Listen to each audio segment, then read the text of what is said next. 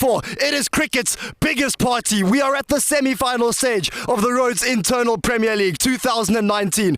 To my left, the captains of the Hill Challengers and the Platypuses, Daniel Tooley and Stephen Pettit. Welcome, gents. Thank you very much. How's guys? And to my right, we've got the umpires for tonight's momentous affair, Tyler Miller and Brian Ngugi, and we are going to be having the toss. Thank you, umpires. Heads, tails. So the bucks are tails. Yeah. Who's Okay. tossing? Call in the air. Got him. Tails.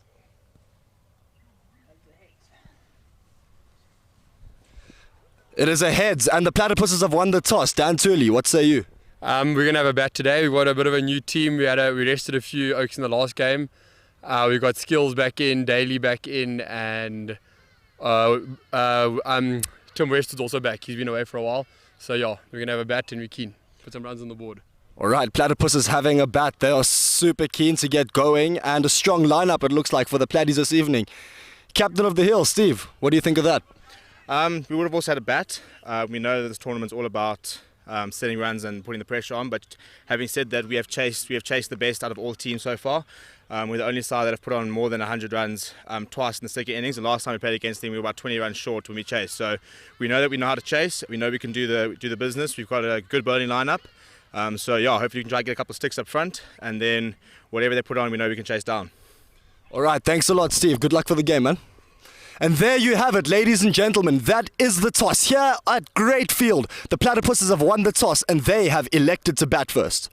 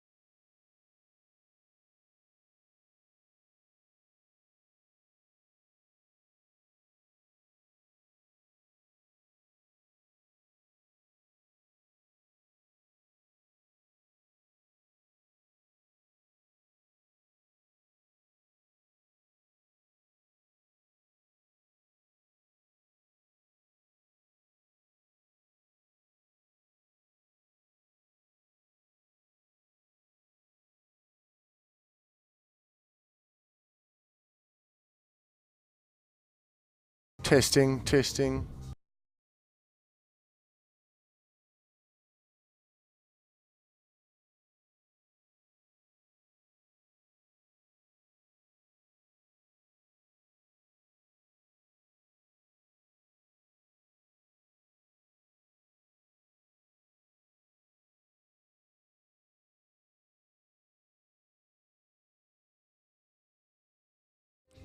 And ladies and gentlemen, as you can see, here's the pitch report.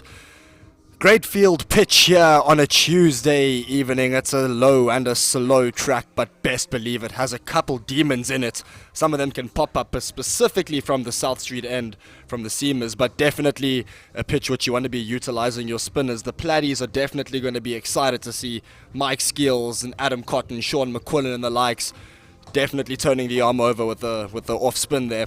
And the Hill Challengers as well with Odwa Konkla will definitely be trying to make good use of this pitch, which can be low, slow, and absolutely devastating if you get your lines and lengths right. And, well, this is an exciting affair, isn't it? It's the semi-final of the Rhodes Internal Premier League for 2019. The top 4 teams, as expected, have made it through. The Platypuses up against the Hill Challengers tonight, and tomorrow night at the same time at 6:30 at Greatfield will be the Royal Stags up against the Kawe Heat. Don't forget to tune in for that game as well. So, gee, as you can see, beautiful sunset overlooking Greatfield tonight. Is there going to be a beautiful game of cricket to match it? 100% certain that there will be 40 overs of hard-fought cricket here at Greatfield, here in Makanda, the Eastern Cape. And like you say, low and slow will win the day. And unfortunately for the batsmen, those spinners will be turning them a country mile. Yeah, as we've seen throughout the tournament, spin is absolutely key, and when you're getting it right on this Greatfield pitch, especially since the new track hasn't been prepared yet, only for the games on Friday will there be a new pitch. So this pitch certainly will be absolutely ripping. And oh, ladies and gentlemen, look out over that horizon as the great sunset over Makanda kisses Greatfield with her soft lips. It is a beautiful sunset here, very nice purples and reds overlooking. And the Platypuses will argue that the sky is pink and it's in favor of them going into this game. But the Hill Challengers, Captain Steve Pettit seriously backs his boys today. And I tell you what, so do I. I think it's going to be a great encounter between the Hill Challengers and the Platypuses here this evening on Greatfield. It certainly will be hard fought. That is for certain. These lads love their cricket and they're going after that sought after RIPL trophy. The Platties defending champions. The Hill out there to upset the defending and win this one and go through to the final. Who knows? Well, obviously we know this is a repeat of last year's final, isn't it, G? With the Platties unending the Hill Challengers, unfortunately. And we know that the Hill Challengers will want to get revenge for that result from last year. Certainly will, and tonight is their chance to get back, to take back their pound of flesh and win this one. And who knows, they do look good out there in those yellow outfits, and who knows what they can do this evening. Yeah, I'm very keen for this game, absolutely no doubt. I'm checking Mikey Skeels bowling a couple of balls on the side of the field, even though the Platties are going to be the team that's batting, but you know, the man just absolutely loves bowling a cricket ball. Can't blame him for it. Nick Zimmerman over here warming up as well, hitting a couple balls, looking at his bat. He's been struggling for runs at the Rhodes level so far for Shrews and for first team, struggling to get going, but we do know that he can be absolutely destructive on his day and that he might be the difference in this game. No, absolutely, a very clean striker of a cricket ball, I tell you. When he hits them, they just stay hit, folks. Yeah, Leletu Keki saw having a good warm-up here. He's going to be vital. In the last game against the Royal Stags, he wasn't at his best with Romario Fritz absolutely getting hold of him. But Leletu got his own back and got him out on Sunday in the Rhodes versus Willows fixture. And tonight, Lely will be looking to be turning up the pace and putting the pressure on the Platypuses very early. So Yo, as we look out there, David Blenkinsop, busy warming up, looking at the pitch, busy analysing what is the best approach to bowl. And as we said with the pitch report happening earlier, that, well, you can't be pitching it short. It's low and it's slow. It's just going to sit up and be asking to get hit if you're going to be pitching it short as a fast bowler or a spinner on this pitch. You got to be keeping it full. Fast bowlers, Yorker length, slow balls, mixing it up, variations. It's what's going to get you wickets on this field. Good, accurate bowling, wicket to wicket. And I tell you what, you could be looking at yourself, at your innings with a good... And as we have a look at the Platties batting lineup here, they certainly look like a mixed bunch. But let me tell you, each and every one of them can play a great game of cricket. Tooley and Webster opening up the batting with Zimmers coming in at 3, Scholz in at 4, that's Cotton in at 5, followed by Van Niekerk. The masterful all-rounder Skillsy coming in after that, with Brotherton, Daly, Westwood and McQuillan closing up the batting lineup. I dare say that is not the batting order that they'll line up with. Look at that 9 and 10 and 11 there, Alistair de Block.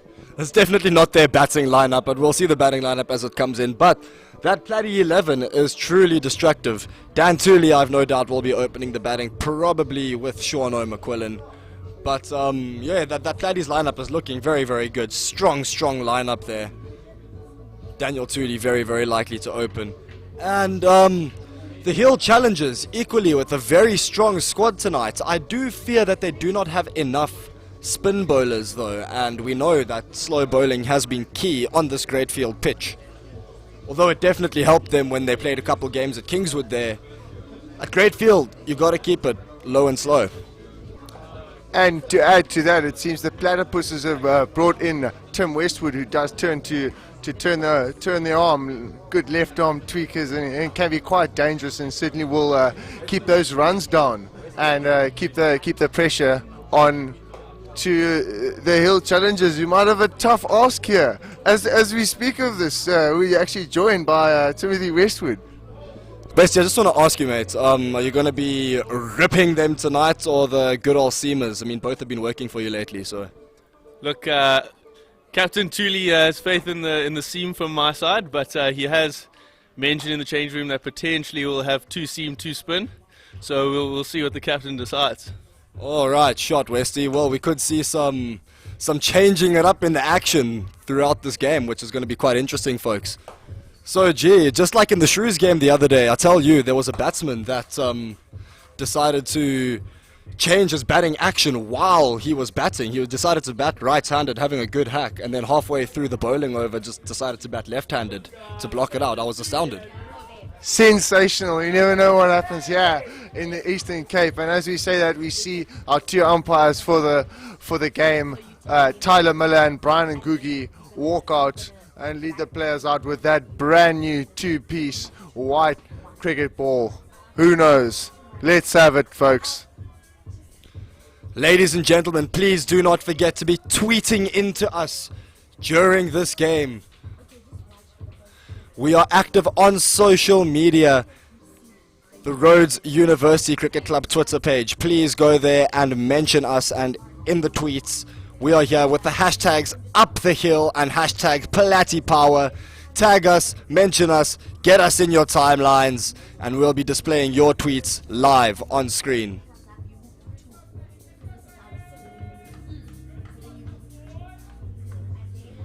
Platties have walked in now, the opening batsman at the crease. We've got Sean O'McQuillan and Dan Tooley opening the batting for the Platypuses, as expected.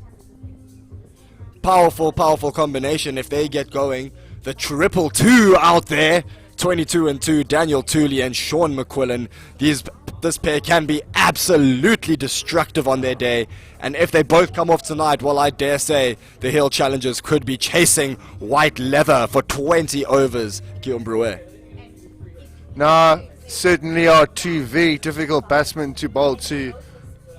They really got neat technique and really aggressive players in their own right.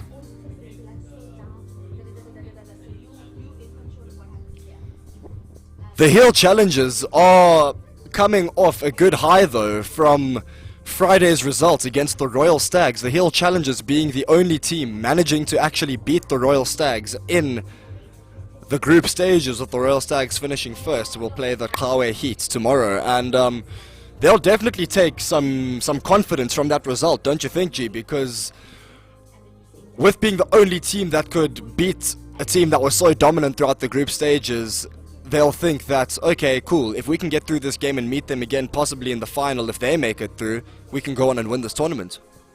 Well, I certainly do think that the Hill Challengers certainly will be looking for some cracks, some complacency, that they could just start to creep and take over the game. And you know how the funny game of cricket goes. One way it's in your favor, next thing you know, the game has turned on its head.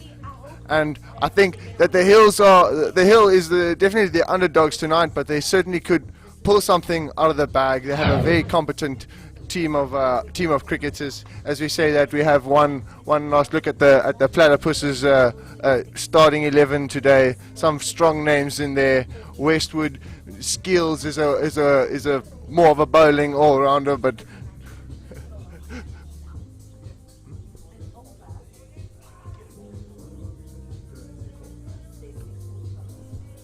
Leletu Tekiso to open the bowling for the Hill Challengers with his right arm over. When he came to Rhodes in 2018 as a first year, he was telling us that he could bowl it at 130 kilometers per hour. Let's see what he has for us tonight. Lely running up. It's a bit short, Thule on the back foot, on the inside of the face, and doesn't get much. We did manage to have some rain recently, G, and I see that the grass has been cut. Do you think that's going to make a difference for this game? well, I do think any moisture on this field just seems to make it thicker and thicker. The drainage certainly is a bit of an issue at times, but I do think that the cut of grass will definitely make the outfield a little bit quicker. Oh, that's a bit of a better delivery there from Teki. So nice and full and straight. That's where you want to keep it on great field. Alistair, the block. Yeah, exactly. Top stuff from Lely. Got to keep it nice and full, especially at the beginning there. You got to trust your field. Steve Pettit, the captain, putting in a captain's performance and getting down there, stopping that ball. He shakes his hand about. It's a bit sore, but he knows he's put his body on the line for the Hill Challengers, and he would be very proud of doing that. Lely running in again. Keeps it full. Dan tries to just guide that down. Risky shot with the slip there, with David Blenkinsop standing there. He misses it, and it'll be another dot ball.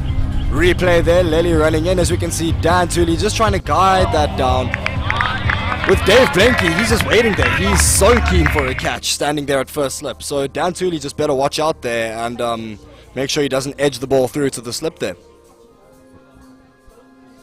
Leletu Tekiso bowling very, very well this weekend for the Shrews and for first team. As he runs in again here for the Hill Challengers.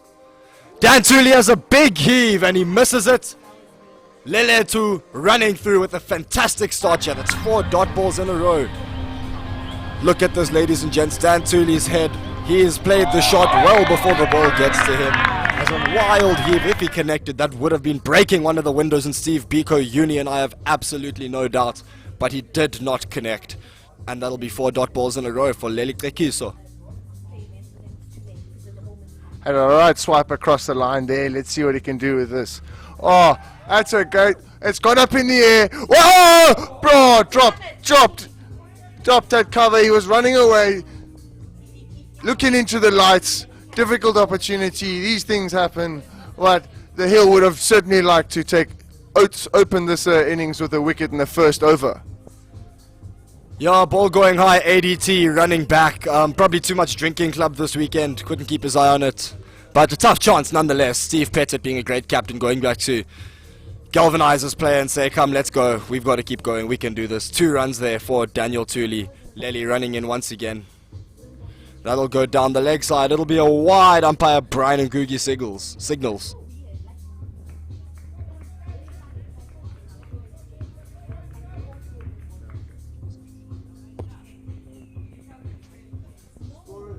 Good start there from the Hill Challengers so far. It's been a tight one. Only 1 wide ball so far. 2 runs scored. Lely running in again. Oh, and Dan Tooley absolutely connects that. It'll be one bounce four over the boundary. Fantastic shot over middle from Dan Tooley. Has a wild heave at that. Fantastic, good shot. Cricket. Absolutely good cricket, Guillaume. What a good shot that is. Only 2 fielders allowed outside the ring in the first 6 overs, the first power play that is. And he's just put it straight over mid-off. One bounce over the fence. And he sent the fielder packing. And although we can't see what the score is live, ladies and gentlemen, I can confirm for you that it is 7 for naught after the first over. Dan Tooley getting a hold of that ball at the end there and creaming it to the boundary. Fantastic shot from Dan Tooley.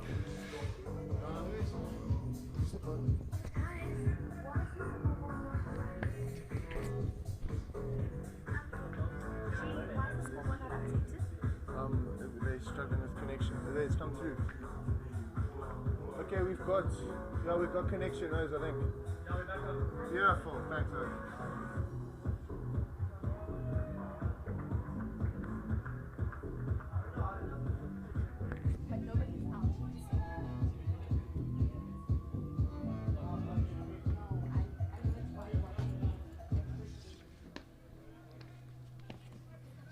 Okay, it's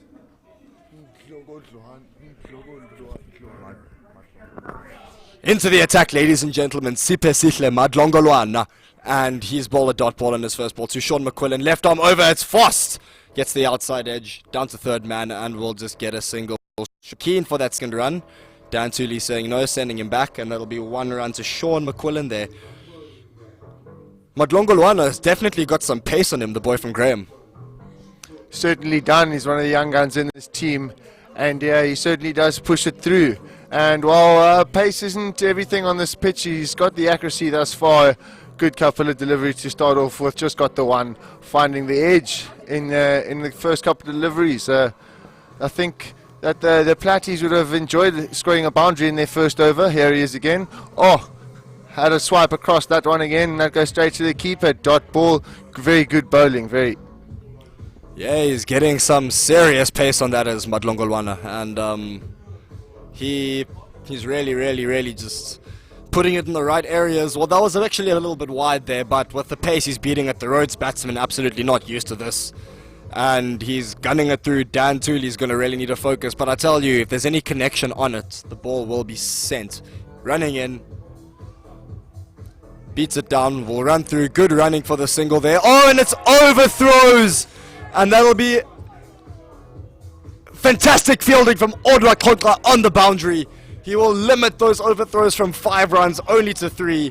Fantastic stuff from Kontra. Although we need to ask the question, was that necessary from the point fielder? No, certainly wasn't. I thought batsman certainly looked like he was in, and they've at least conceded another couple of extras here, and they really need to keep those down if they want to restrict the Platties to a low score. They can't be giving them any freebies here. Yeah, exactly. Well said. Freebies, extras, wides, no balls, overthrows. It's free runs to the opposition, and in T20 cricket, you just cannot afford to give your opposition free runs, particularly in a field like Great Field. Madlongolwana running in. Tooley connects it. It goes high. Fielder's coming round. He ducks under it. Mohammed Sonde. Can you believe it, folks? Can you believe it? The ball came and he ducked under it, and that's an unfortunate effort there from the Hill Challengers fielder there, standing at mid-on, sorry. You may just have to apply for a little bit of bail there. Yeah, certainly bailed out of that one. Madlongolwana running in, goes onto the back foot. Dan Tooley calling for the LBW, but I tell you, when you're bowling left arm over the wicket, the angle will be very difficult. Yeah, we can see again, ladies and gents. Most likely pitching outside of leg. Umpire Tyler Miller not interested. His head leaning towards the right-hand side there, suggesting that the ball pitched down leg. And Dan Tooley survives to bat another over. Marginal call there, but I think it was a good one from umpire Miller. Nevertheless, good bowling from Madlongolwana. Oh, he smacked that one straight over cover, and it'll go all the way to the fence for 4. Terrific shot here. Yeah, good start from the Platties, capitalizing on the balls where they can hit it and making sure that they do stay hit. 17 runs for the loss of no wickets after 2 overs.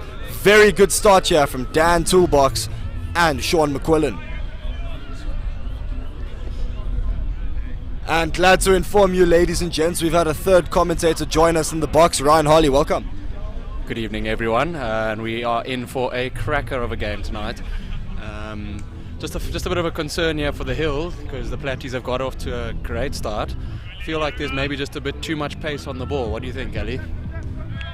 That's been my issue with the Hill from the beginning of the tournament, Harley, let me tell you, because I think on this great field wicket, spin is absolutely key to your bowling attack, and the Hill challengers, although their fast bowlers are very good, as we can see with Lely, great line and length there. As the game goes on, the ball's going to get softer, it's going to get easier to face, and spin is key. Yeah, I totally agree there, Ali.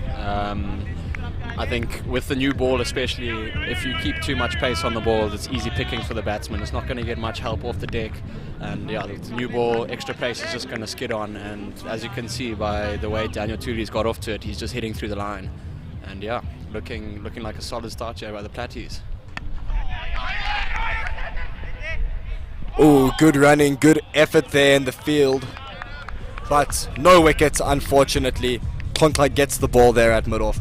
And the Platties off to a flyer here. Running between the wickets also is key on the field. Like great field where the ball is going to be moving so slowly across the pitch, ladies and gentlemen. The grass is thick, the ball is moving slowly. You've got to make sure, and that is the partnership between Sean McQuillan and Daniel Tooley. 18 runs of 15 balls. It's been a good start for the Platypuses. Wickets in hand, 2.2 overs bowled. Trekiso back into the attack. Puts that one a bit wide. Tooley has a swipe at it, but dot ball adjudged by the umpire, Brian Ngugi.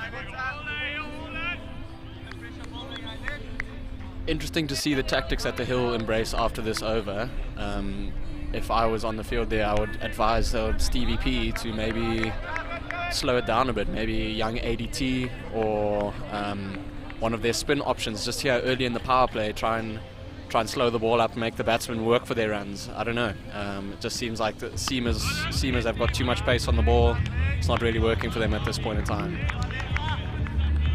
I completely agree there, Harley. You gotta take the pace off the ball there. Make the batsmen play the shots to get their runs, because with the way Tooley's swinging at it, when he connects, the ball's just getting sent, and it's easy runs on the picking when he connects it. So, particularly in the first 6 overs, when all the fielders are in the inner ring, if you're hitting it up and above and you're connecting, well, you're going to score lots of runs.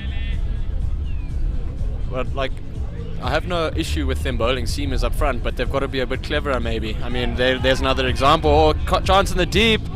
Oh, and it's Mo Sunday with another drop. He has not caught a single thing this tournament. Really, they try and hide him down there, third man, but it seems that the ball just keeps following him around. Terrible technique, as you can see. Oh, Harley, yeah. It's... Mo Sunday's fielding record truly is not good. He's better at physiotherapy, ladies and gents. Lely back to the attack. 0 for 9 off 1.5 overs. Coming into bowl again. Keeps it full, and it's a Yorker, and he has dismissed Sean McQuillan with a fantastic delivery from Leletu. You know what they say, that if your fielders can't catch, just do the work yourself. Absolute beaut of a Yorker there by Leletu, Rhodes' first team opening bowler. Clearly a bit of extra pace in that one after the drop down there by Mo. You'd have to say that the Hill Challenge will be relieved with that wicket, especially after putting Tooley down the ball before. Just maybe releases the pressure a bit more, but here's a big man. This is a huge wicket here for the Hill.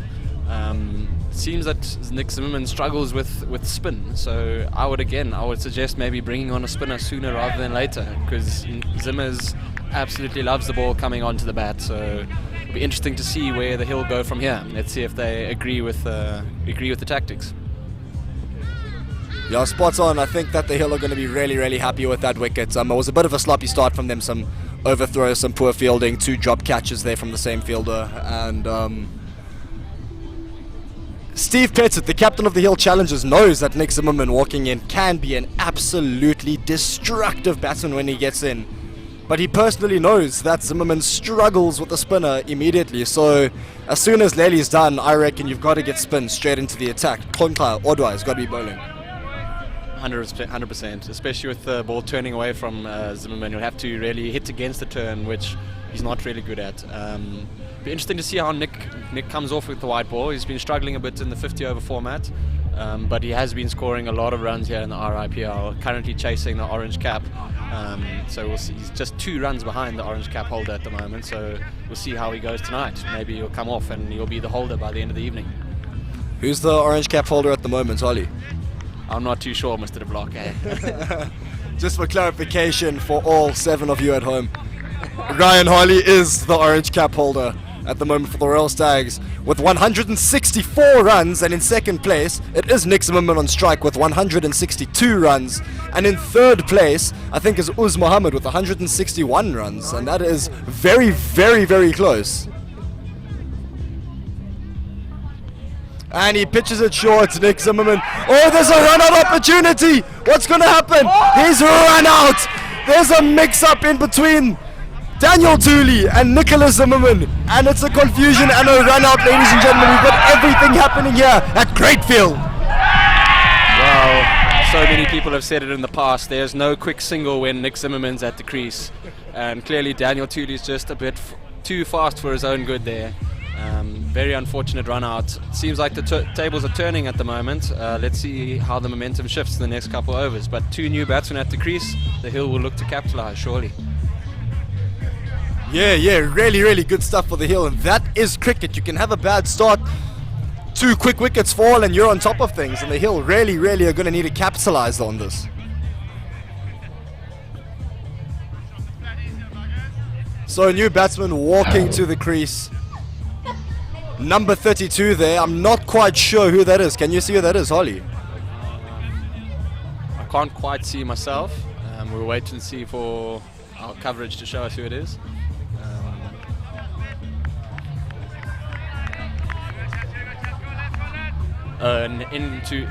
Next batsman in is Kyle van Niekerk, another very talented batsman. Let's see how he goes tonight.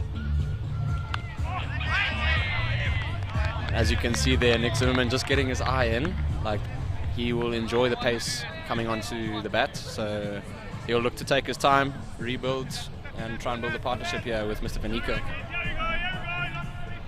Yeah, definitely. So I think Captain Steve Pettis got a plan in his mind, yeah, probably to bowl 2 overs each up front for the fast bowlers. Dan Tooley went out for 16 runs off 15 balls at the strike rates of 106. Good start from him, unlucky way to go out. Sihle back in, blocked by Nick Zimmerman. Good stuff from the man bowling left arm over the wickets. Quite quick. Rhodes batsman not used to this kind of pace, let me tell you, from the schoolboy, but Zimmerman handling it very, very well out there. Yeah, listen, Nick Zimmerman's no stranger to this sort of pace. He would have grown up with this sort of pace coming at him, so I would not expect him to be phased at all by this sort of pace. Let's see how he goes. Siege back in. Blocked again by Nick Zimmerman. Standing umpire, Tyler Miller. Currently at square leg, Brian Ngugi. Unfortunate accidents happening to Brian Ngugi earlier in the tournament while he was playing for the Kawe Heat. Tried to take a catch and the ball happened to break his thumb, ruling him out of the rest of the tournament. And he will be back for the user squad, worry not, ladies and gents. But unfortunate for him that he will not be able to participate in the Heat semi-final against the Stags tomorrow evening. Matlongolwana running in 0 for 11 of 1.5 overs. Last ball, Zimmers connects that one and will traipse through for a single in true Zimmer style. What a canter. And that's the end of the over. 4 overs bowled. The Platties restricted now to 21 runs for the loss of 2 wickets. Interesting to see who comes on to the bowling now. Will it be Leletu to continue, or will Steve maybe try and take a bit of pace off the ball here? It looks from our angle as if it's going to be Leletu to continue. Interesting tactics here. Obviously, Steve taking a different approach to what we would suggest from the prior history on this pitch. But hey, Letu's fresh off a wicket in his last over. Steve will be hoping he can knock over the big fish Nick Zimmerman in this over. Yeah, I think we just got to look also at, like we said earlier, who's available to bowl in the Hill squad and how many spinners do they have available to them. I mean, they've got themselves Odwa and Denham Shepston to bowl some leggies, and I think that is it, and that is only 8 overs of spin, so I don't think they want to be running out of their overs of spin too early and just to be sent at the end. Well, I mean, there's two sides to that story. Like, you could take the pace off now with the new ball, and then once the ball gets a bit softer, like it'll the seamers, even though the seamers will be bowling, like the soft ball will start to stick a bit in the wicket, so it'll still be a bit harder to time. At the moment with the new ball, the ball's skidding on, and it really is easy for the batsman to hit through the line. Nick's still trying to find his timing here, but the longer he stays in, I think the Hill will start to get a bit worried, especially after the 100 he scored in the group stages at City Lords. So yeah, the Hill will want to see the back of Nick Zimmerman ASAP. So it might be worth taking the risk, get a couple of spinners on, see what he does. Yeah, the last 2 overs have been really well bowled from the Hill. They've very dried up the runs, and Zimmerman faced an over of deliveries with only 1 run to his name, but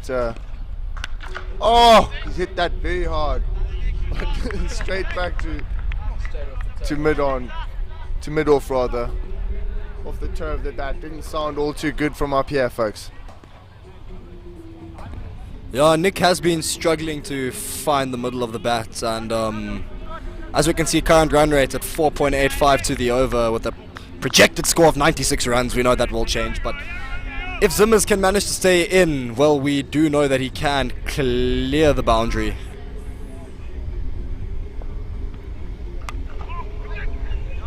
Yeah, Nick's starting to find the gaps at the moment, but that won't worry him too much. He's a batsman that can definitely catch up with the strike rate a bit later. The Hill will be very, very happy with the way they've pulled it back after a fast start by the Platypuses. So at the moment it's very touch and go.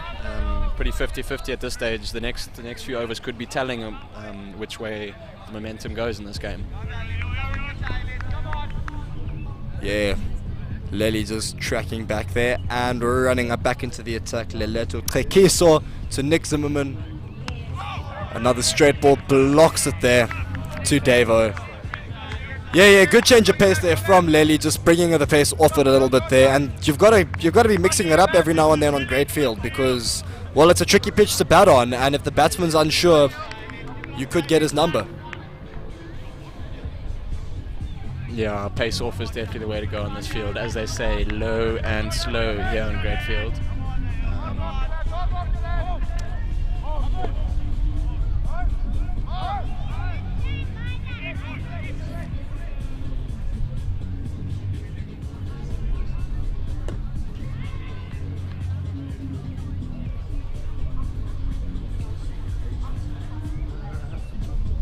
Here he is from the south end. Quite straight, but the batsman didn't get enough on it, and it's gone on to 45, back to the keeper's hand, no run. They really are keeping it tight. That's the 5th dot in a row. Zimmerman really getting bogged down now. He's only got 1 of 9 deliveries, but let's see if Kekiso, or Lely as he's known, can finish off a good over here. 4 dots so far. Oh, it's another big swipe with Outrun, but I think we're going to have buys, folks, unless he's got a little inside edge there.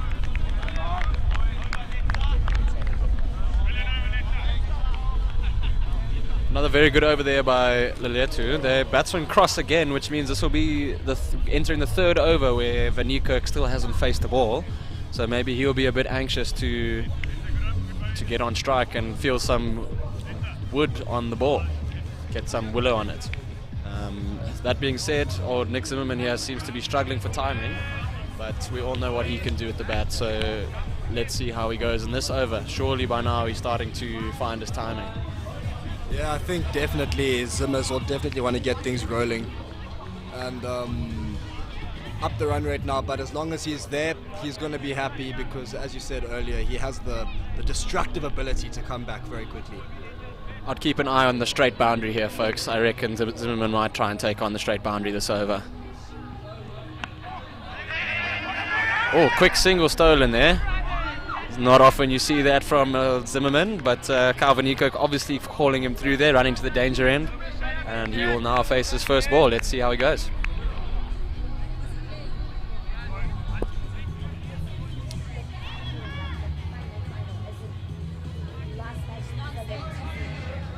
Light breeze out here. Roads, great field.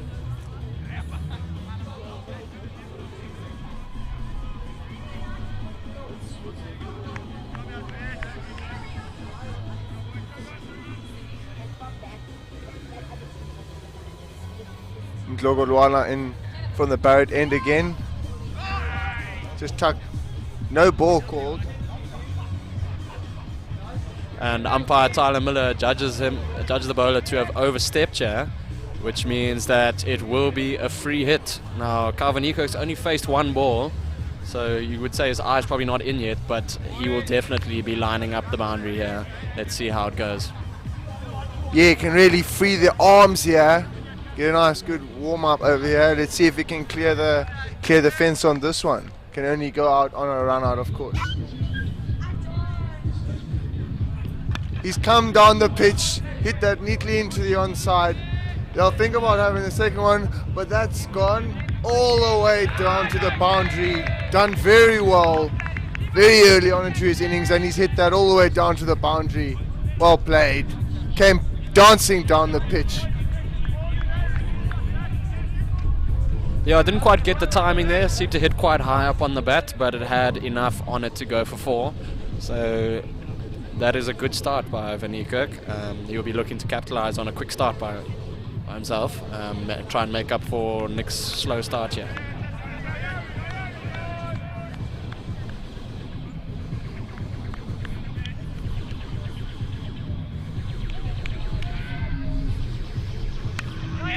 Sihle back in and they'll get another single there, misfield there from Konkla, but it doesn't matter because Tom is there to cover for him.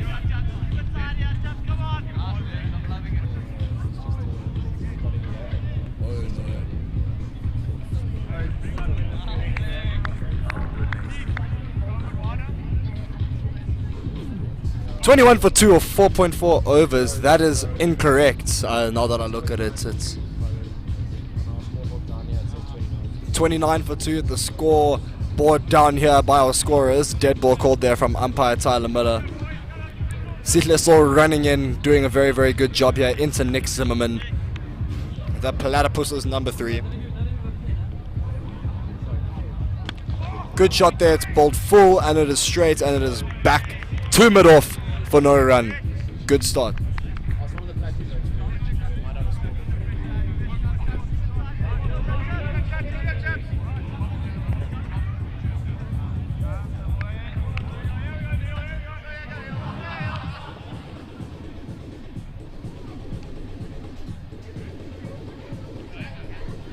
Two balls left in the over.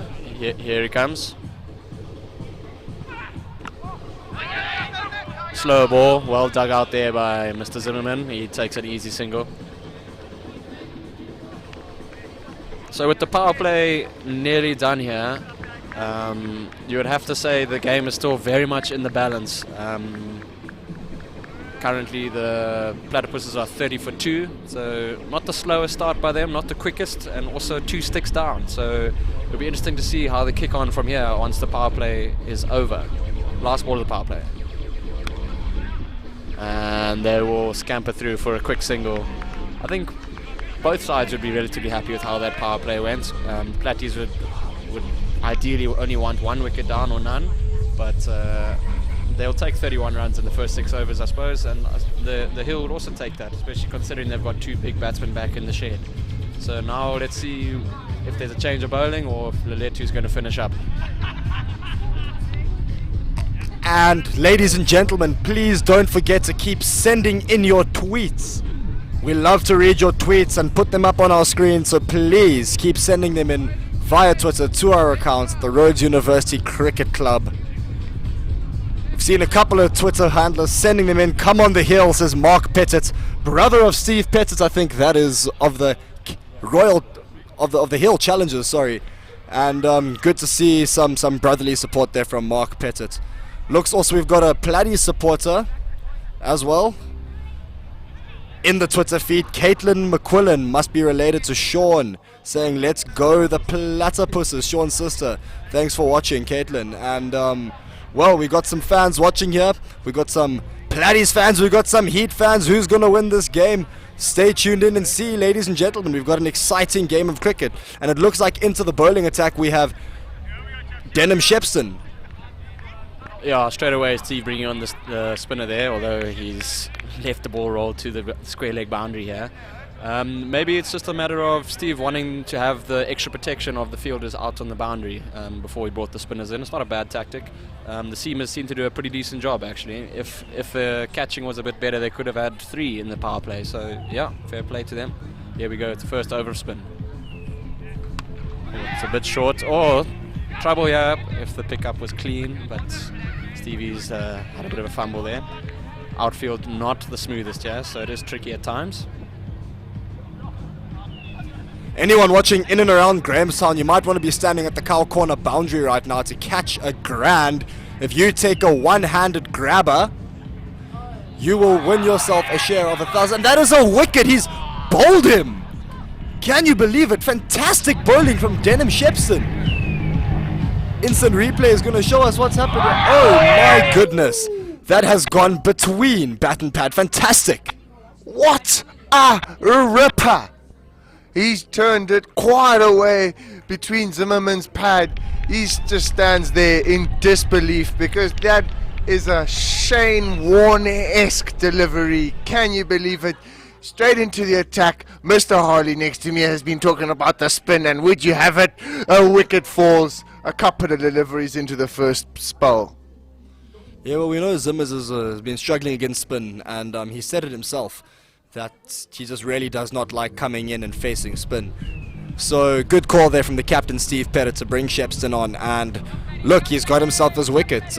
Nick Zimmerman is walking, but that does not mean the danger is over from the Platypuses. They still have a destructive batting lineup to come, and ladies and gentlemen, go nowhere. I tell you that this is going to be a good game of cricket. I think walking to the crease, is that Scholtzy? Dan Scholtz walking to the crease.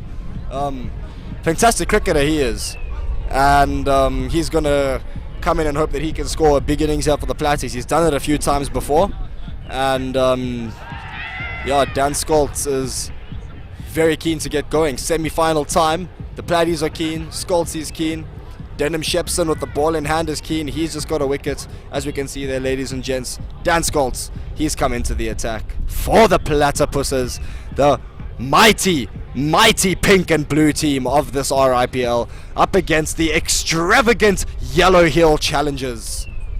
Fantastic stuff here. Brightness on the field, courtesy of the wonderful lights at Greatfield and of the Platypuses and Hill Challengers. Explosive stuff here on Greatfield. Interesting to see how Dan Scholtz goes here. He is a very good batsman and knocking the ball around and rotating the strike and building partnerships. So he's got a big job, lots of work on his hand here to see how he plays against the spin. It's another great ball that from Shepston. Clearly the ball is turning already. So yeah, I think a big job to do for the spinners here for the Hill. They're going to have to do a great job of keeping the Platypus batsmen quiet. As we know, the Platties bat very deep with some destructive batting to come. So big 8 overs here from the spinners. Yeah, ladies and gentlemen, apologies for the lack of the score bug. We're just having some issues here with the connection to get the correct score in time with the game here online for you streamers. But it is 33 for 3, I can confirm, as Dan Scholtz gets a full toss delivery there and hits it down to long on for a single. Kalfanikak now on strike. He would have seen from the non-strikers end how this ball has been turning. Thank you to each and every one of you, 16 viewers tuned in. Thank you all, and I hope you're enjoying this wonderful cricket here at the RIPL 2019, live from Greatfield, Makanda, Eastern Cape. So Denham Shepston coming in here to bowl again.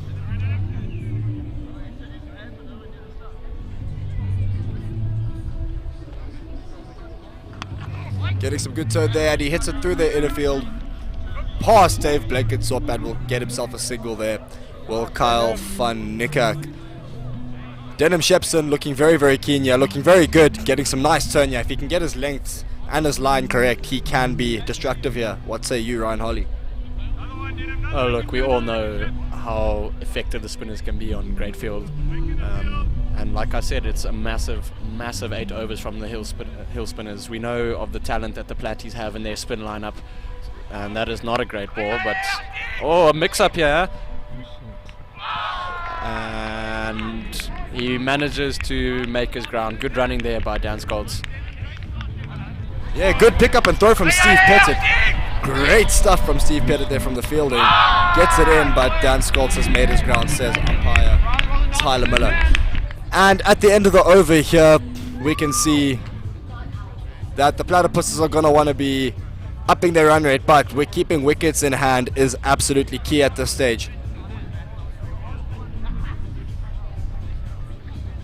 So coming into the attack here, is this ADT? It looks like it is, ladies and gentlemen. You are secure with ADT at the crease. Aiden DeToy coming into the attack off a fantastic performance at Drinking Club this past weekend. He comes to the cricket field for the Hill Challengers at the semi-final of the Rhodes International Premier League. And if you've just tuned in, a reminder that the Platypuses have won the toss here and elected to bat first.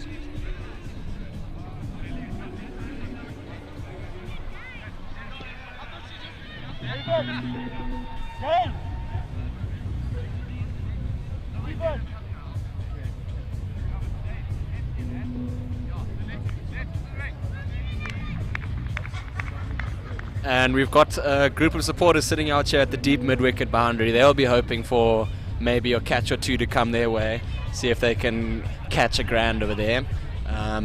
It's nice to see some buggers coming out to support the cricket.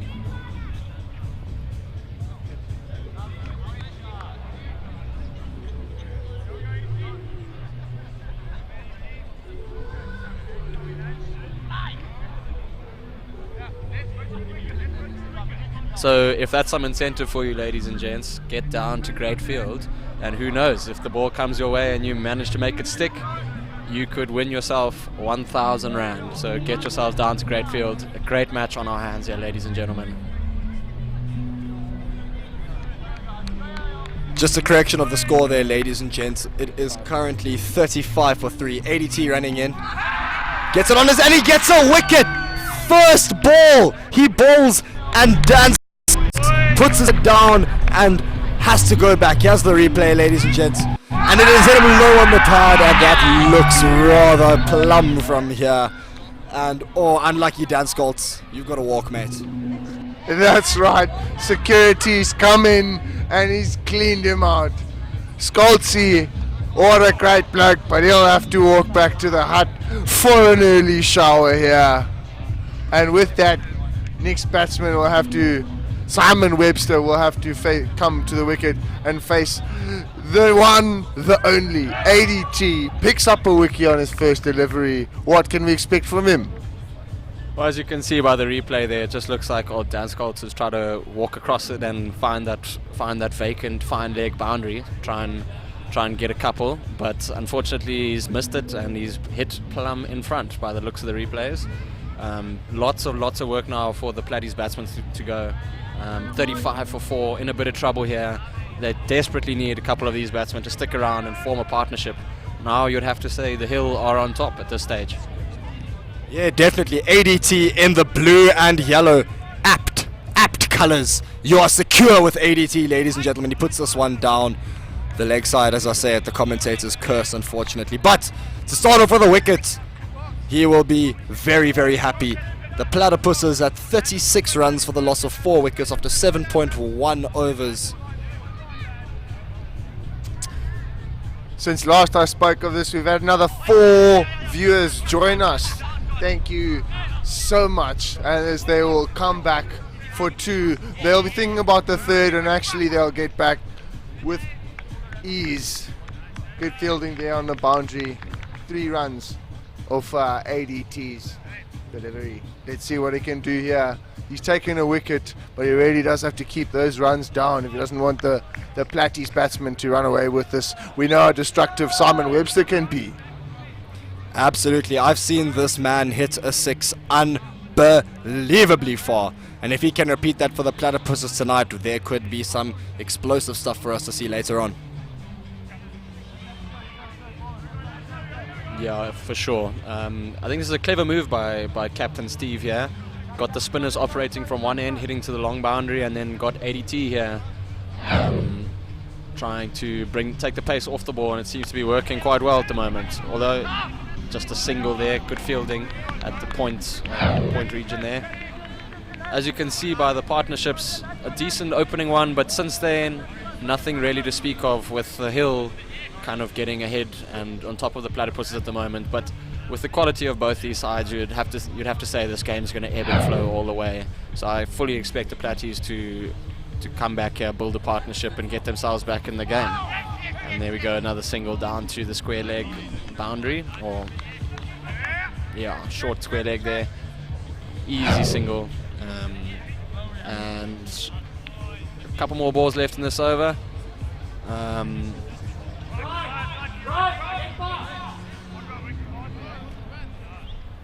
Yeah, Carl van Niekerk and Simon Webster are definitely going to want to anchor this innings here, not lose any wickets until about the 15th over here, and then when they have some wickets in hand at the end, they let loose and score some big runs towards the end. But keeping wickets in hand here is key. You don't want to hit a shuffle and suddenly be at 60 runs for the loss of 8 or 7 wickets and struggling to do anything at that point, really. Oh, 100%, especially with the super over still to come. You want to keep wickets in hand for that. You don't want your lower order batsmen having to come.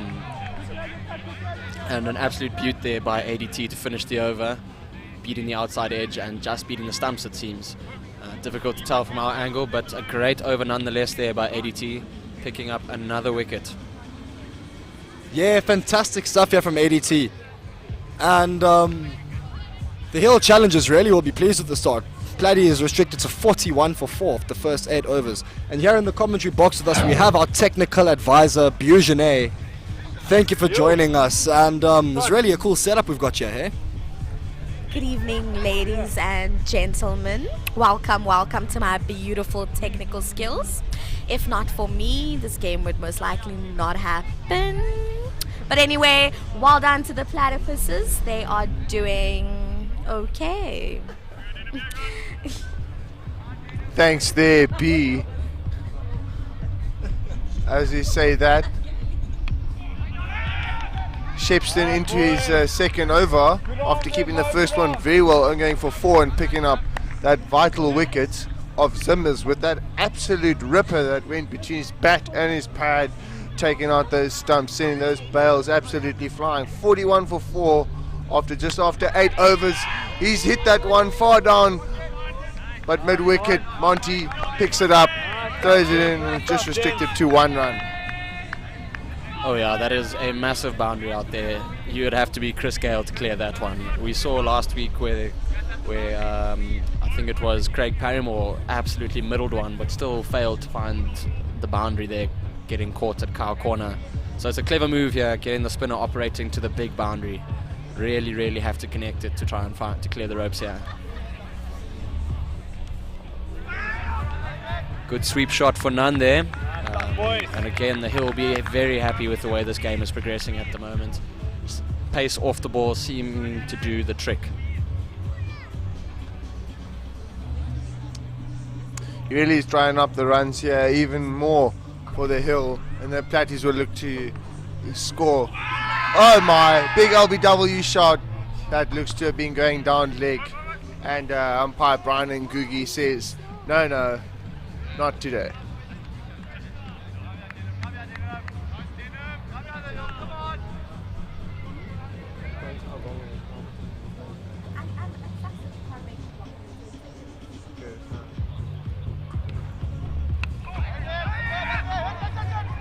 They're trying to take a quick single here, but they've made it.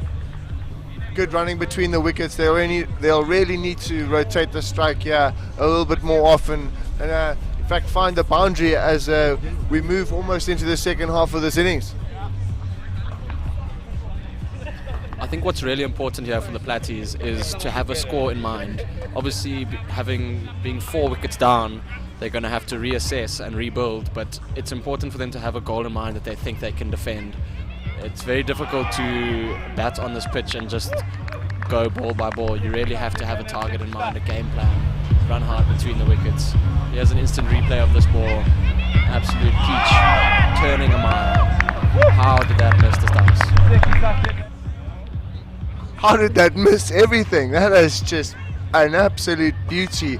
It's turned an absolute mile, missing absolutely everything.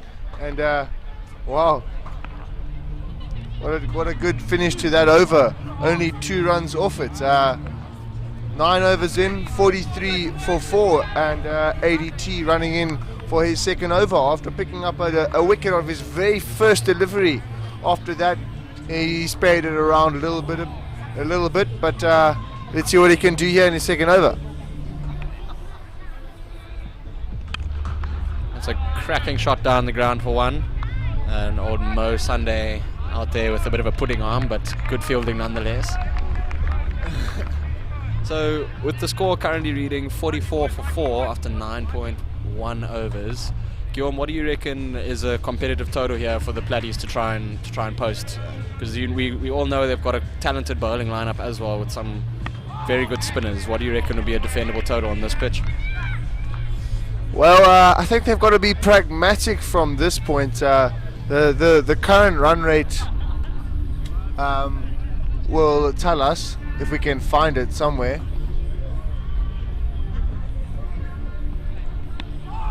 You'll see they're only scoring at under 5 runs and over. They'll definitely look to launch above 5, 6, even 7 and over from here. I dare say realistically they can look to hit about 120 from here, and then they'll definitely have to bowl well, although their bowling lineup is very strong. The likes of Simon Webster and Mike Skills are definitely up to the task. Alistair, your thoughts? Well, I certainly think that 120 runs is certainly defendable on Greatfield. It's a low and slow track, it's a thick outfield, it's difficult to score runs out here, and when you're out there batting, it's a mammoth task really to go out there and score quickly. So to get a fair 6 and over, run a ball 120 runs certainly is defendable, and that is what the Platties should be aiming for at an absolute minimum as he skies this one, but it goes over the inner ring, bounces going towards that boundary. Ordwell with another fantastic stop on the boundary, saving 2 runs there. Fantastic work on the boundary. We've got a replay here for you folks. Look at him getting all the way there, stopping that ball right before it gets there. That is what we love to see, because if this game goes down to 2 runs or 1 run, that will be the difference, ladies and gentlemen. That's right. Great effort in the field. I dare say, after putting down 2, Mo Sunday needs to take responsibility, but otherwise the Hill have been pretty good in the field. The captain, Steve himself, almost getting a run out, and Klekiso at the stumps to take another one.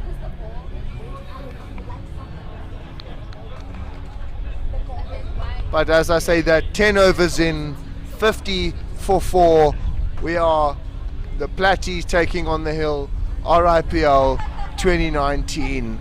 We are live from Greatfield, Rhodes University campus, Makanda. So as we reach the halfway stage here, 50 for 4. Let's not forget the Platties still have the super over in hand.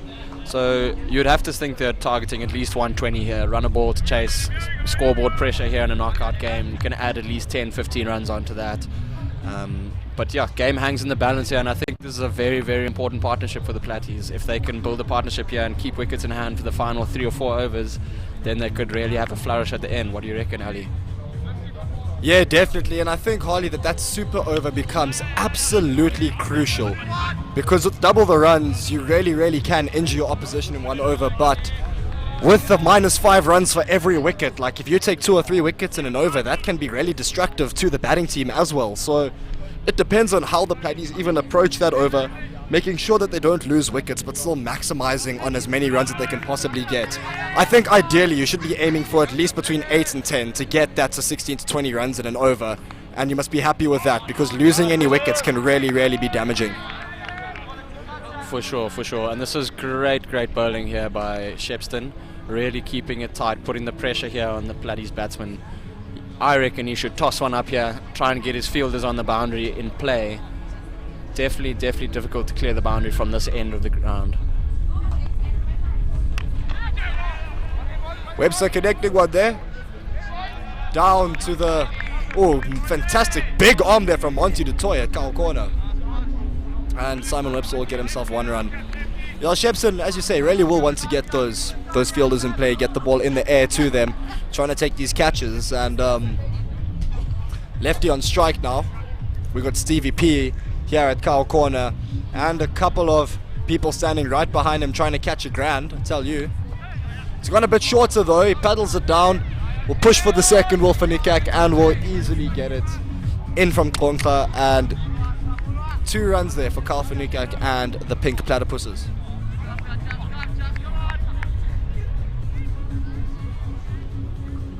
"19 runs from 21 balls. Starting to rebuild that innings, as you say, and truly is important that they do that.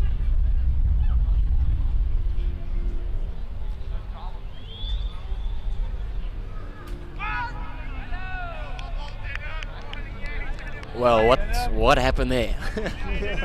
Interesting shot there from the batsman, a sort of muffled appeal by the bowler. I don't think anyone actually knew what happened there. Yeah, sometimes it's just bad cricket all around. This time he tries to go for the sweep, doesn't time it too well, but will scamper through for the single, gets a run. And that'll end the 11th over. The Platypuses at 55 for 4, going at 5 to the over. At this rate, they'll get to 100 runs, and they really want to be upping that to be getting to at least 120, and that is a defendable total here at the Great Field.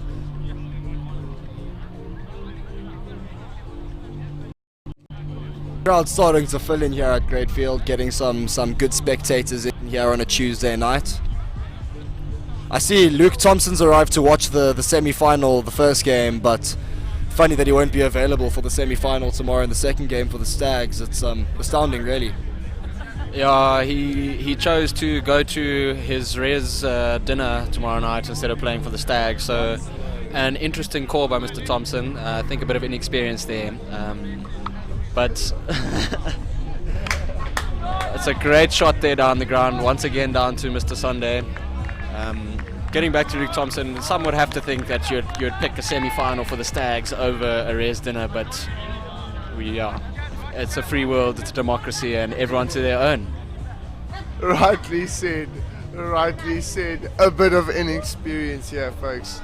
But what a performance for the Shoes this weekend by him. It's another good delivery in by ADT. It's played into the offside. Monty Dupree sends it back to the bowler. No run.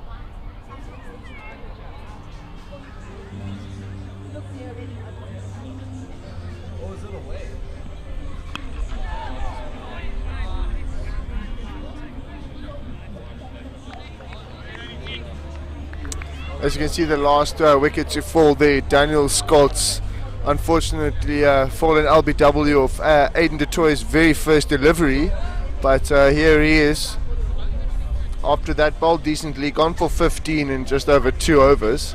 Coming from the Barrett end now, Aiden du Toit.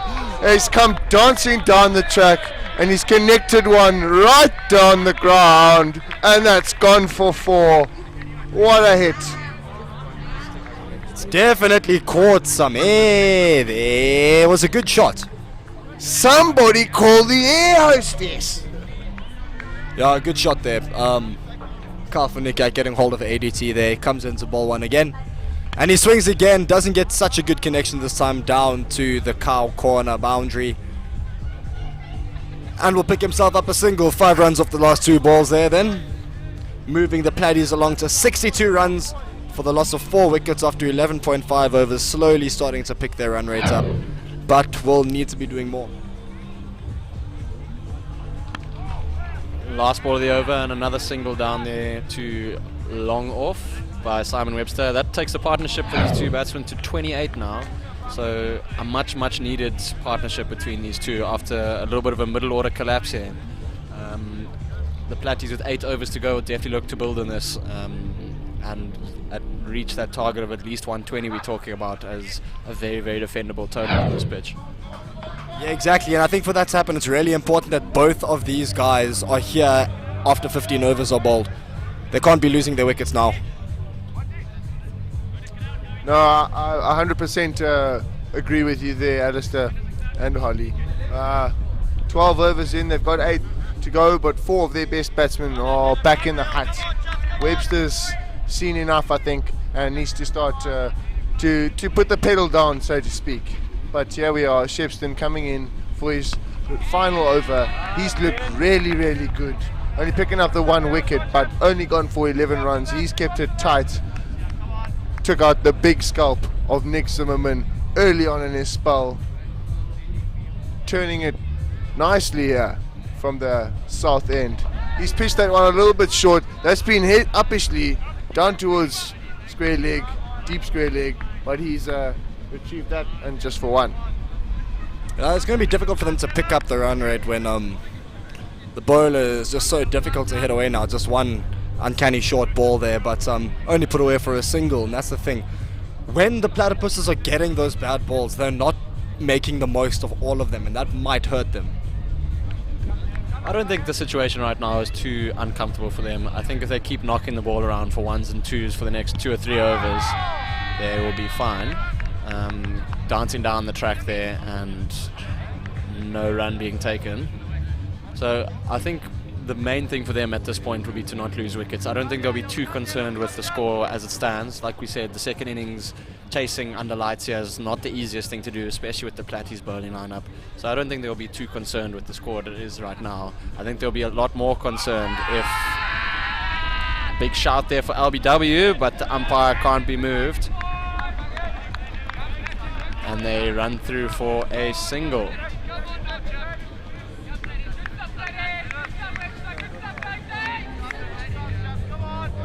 Yeah, Brian and Googie, the umpire there, says 1 run off the bat for Kyle van Niekerk. Shepson back into Simon Webster, and I think he'd be preferring to bowl to Webster, the right-hander, with a bigger boundary and the ball turning away from his leg side, so a lot tougher to get away as well, and Shepson will be feeling a lot more confident to bowl to the right-hander here. Into ball. Webster using his feet straight back to the bowler though. It'll be a dot ball. And that seems that it will conclude Denham Shepson's spell. Oh no, there's a mistake. There's still 1 ball to come. Apologies for that, ladies and gentlemen. 1 ball left. Oh, and this could be big. Could be a dot as well. Who knows? Let's see.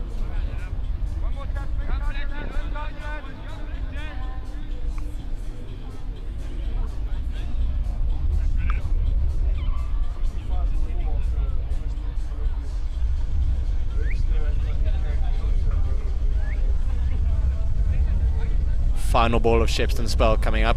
Simon Webster looking to up the ante here. It goes long, but it will drop short, and it will actually go for 4. So that's a great shot there by Simon Webster, managing to split the fielders over there and pick up a much needed boundary. Oh, there's a lovely dog getting involved in the cricket here. We love to see it, ladies and gentlemen. The dog trying to catch a grand, and so can you.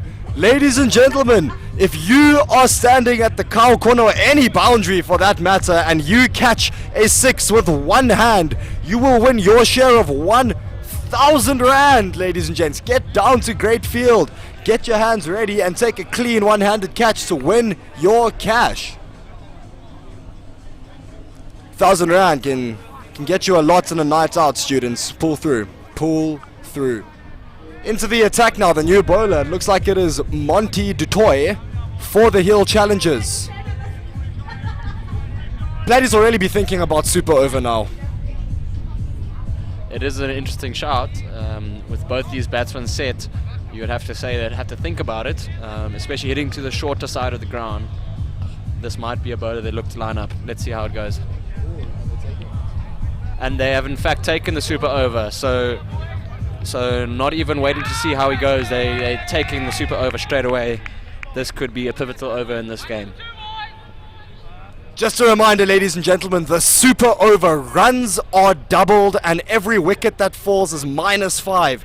Exciting cricket here in for us for this over. It is the super over. Monty Ben du Toit to be bowling it. And on strike is Kyle van Niekerk. He's going to want to let loose and score as many runs as possible here, because a reminder that that is double runs for this over. Du Toit running in. Oh, he will not want to see that. That is a wide, and they scamper through for that extra as well. 2 runs times 2 is 4 runs effectively off no balls. Captain Steve Pettit will not be happy with that. No, not the ideal start to your super over. He's going to have to try and take a wicket now to try and pull it back. And I can already see Simon Webster lining up the cow corner / long on boundary. Let's see if it gets it into his hitting zone. Oh, he's hit it straight to cover! And that is an absolutely horrendous mistake that by Simon Webster. What was he thinking? And that is the joy of the super over, ladies and gentlemen. Simon Webster just hits it straight to cover, and he is out. And not only is he out, that is -5 runs to the Platypuses total. He's going to be really, really gutted with that, Simon Webster. After a really good start of getting the 4 runs for free, effectively off no balls. And now off the first ball, he's lost his wicket, and they've effectively lost 1 run off this over. Coming into bat, donning the number 87 on his back, it is Salem's Buster Brotherton. And this is why I'm not a massive fan of taking the super over in the middle of the batting innings. I prefer to take it in the last over of the game. It seems to disrupt the partnerships of batsmen that are already out there. You know, they have to take unnecessary risks and end up losing their wickets and disrupting the flow of their innings. So it is a high risk, high reward sort of tactic. And now we have a new batsman at the crease who's got to try and go. It's a super over.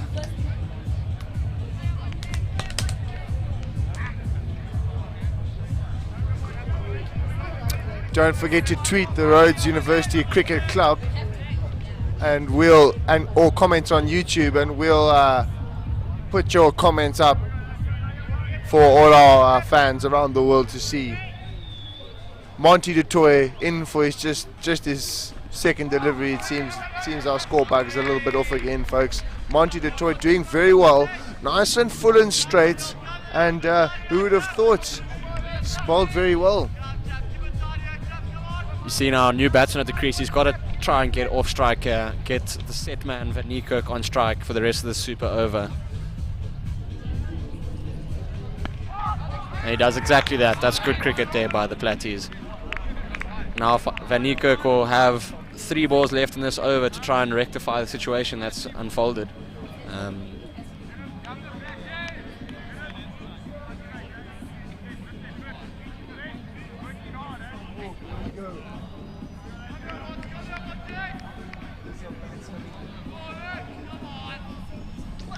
We've got some bants coming through here, folks. And we check that, folks. You can only take the super over at the end if you still have batsmen left. Mark Pettit thinking his brother Steve doing a great job as the captain for the Hill here. They've just kept taking wickets at regular intervals, 73 for 5, and they've done very, very well here in the super over. Monty du Toit has bowled nice and full and straight. Let's see if he can close off a great over. Oh, he has.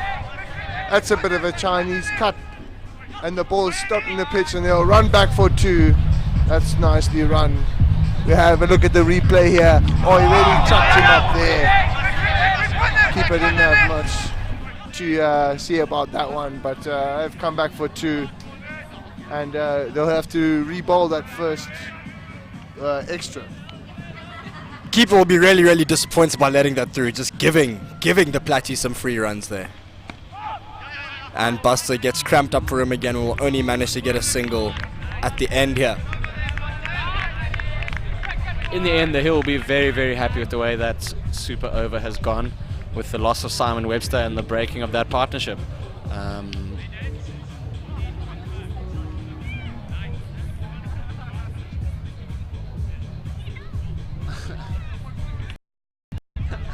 Yeah, some quality commentary there on YouTube from one of our valued watchers, saying that the Stags are going to win the title. And Well, I must say, I certainly agree. Yeah, and all thanks given to Steve Pettit. No doubt he's on the field doing a brilliant job captaining the Hill to a very solid performance here in the field. But all credit can be given to him and the technical team for getting this together. He is a master of the sports media, and there you have it, folks.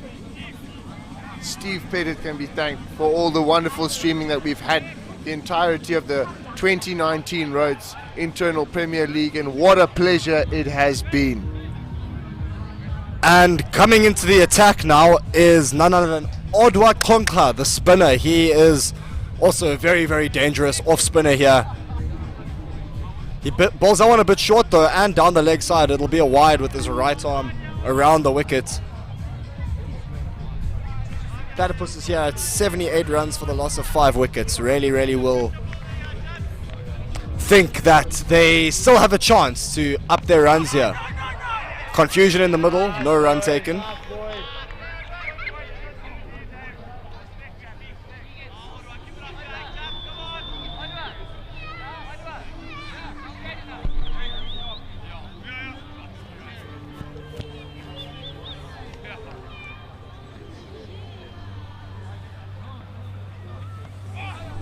Well guided down there to the third man region. They look to take on Mo. He doesn't have the strongest arm, and it is well judged in the end. Another 2 runs to the total. You're from young, your coach always tells you, pick your fielders, and when you hit the ball in Mo's area, you know that you've always got a chance. Yeah, I always back the ball when it goes to Mo. Hey, not the greatest fielder at all. Adjudged to have been pitching outside leg, I'm sure there. Attempted reverse sweep / switch hit there by Brotherton, not quite coming off. Difficult skill to implement at the best of times, let alone on this great field wicket. But you can see he doesn't want to try and take on the long boundary, so trying to get a bit creative here. He goes long, it will find the gap and be another 2 runs there. Good shot there by Brotherton. Yeah, certainly. Clever cricket there. Hits it in the air very safely. Picks himself up an easy 2. Good stuff there. No, it's a good shot. They're going to need to keep retaining the strike there. That's a bit of a full toss. He's hit that down the ground. But think about the second one. Decide against it. Perhaps a wise decision. Good throw coming in there. But they've maintained... they've kept retaining the strike here, and... certainly think that the Hill will be very chuffed with their fielding and their bowling thus far. Almost 15 overs in, 83 for 5, and they have kept it very tight here. No, it's been impressive stuff from the Hill challengers, no doubt.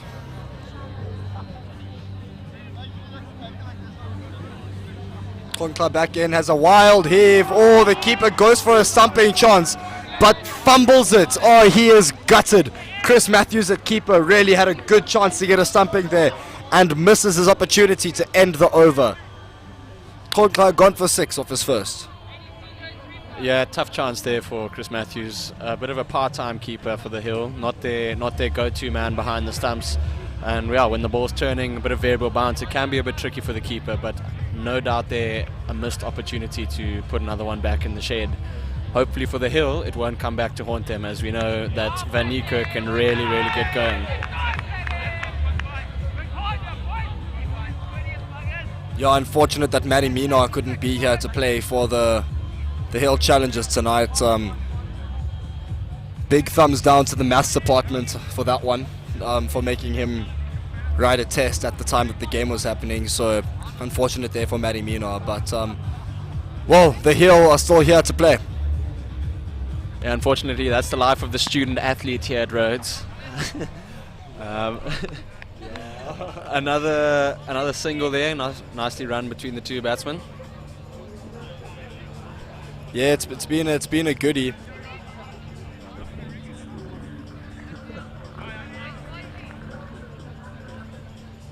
Oh, we've got a tweet here from Kelvin Hack asking to get Westy in. And well, I'll tell you right now, Kelvin, Westwood, I think he's next in the lineup, and you'll be very happy to know that if they lose another wicket, Westy should be in. So just hang tight there, mate. He'll be in very soon.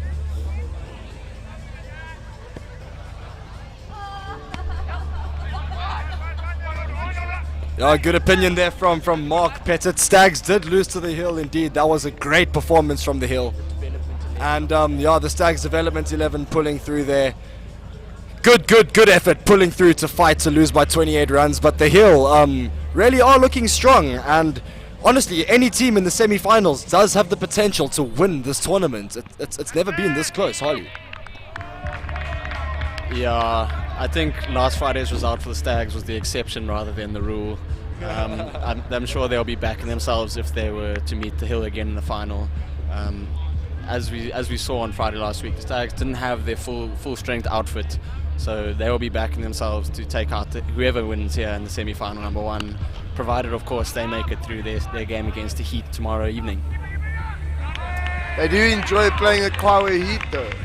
We have 25 viewers, folks. Thank you all for joining us live RIPL 2019.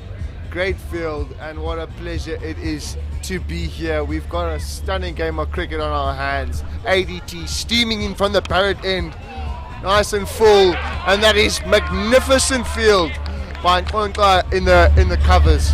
They've came through for one. We have another look. And unfortunately, our cameraman misses that one. But folks, let me tell you, it was magnificent. And he's been that way all day in the field. Saved a certain boundary earlier. Out-sprinting two of his teammates to get to it first and save the ball from going over the fence. Yeah, we've got a tweet here from Ed Grayling, who used to play for the Kawe Heat, saying 120 plus should definitely be defendable for the Platties. And like we were speaking about earlier, Harley, 120 plus, certainly. Six runs and over, run a ball. It really is defendable. When you're chasing on great field, it's tough to bat out there. Yeah, listen, the Platties are slowly working themselves into a very favourable position for themselves. Just a couple big hits here in the last 4 overs could really push that total to the 120, 130 mark, and that will be a very tough chase for the Hill. They're going to have to bat extremely well against the spinners of the Platties. Of course, we've got Adam Cotton, Buster Brotherton, Mike Skills. Very, very tough spinning attack here for the Platties tonight, and one wonders if the Hill are going to manage it. I'm quite excited to see this in the second innings.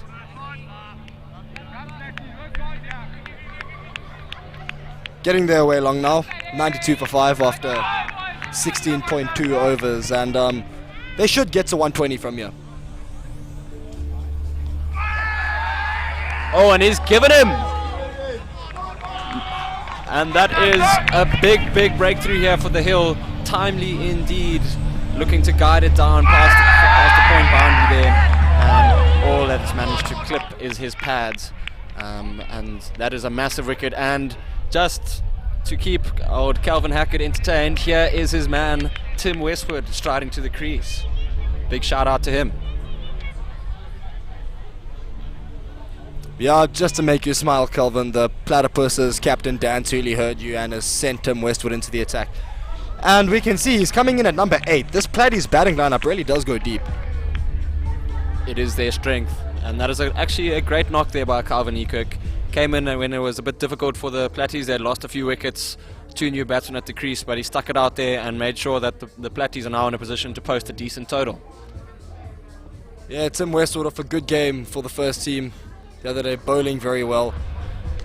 He was speaking with us before the game, ladies and gents, for those of you who are watching, and telling us that he could be mixing it up between some spin and some seam later, so do stay tuned to watch that. It'll be wonderful cricket courtesy of Tim Westwood. Odwa though, bowling nicely here. Gone 1 for 8 in his 1.3 overs. We'll want to keep those runs a little bit lower than he has.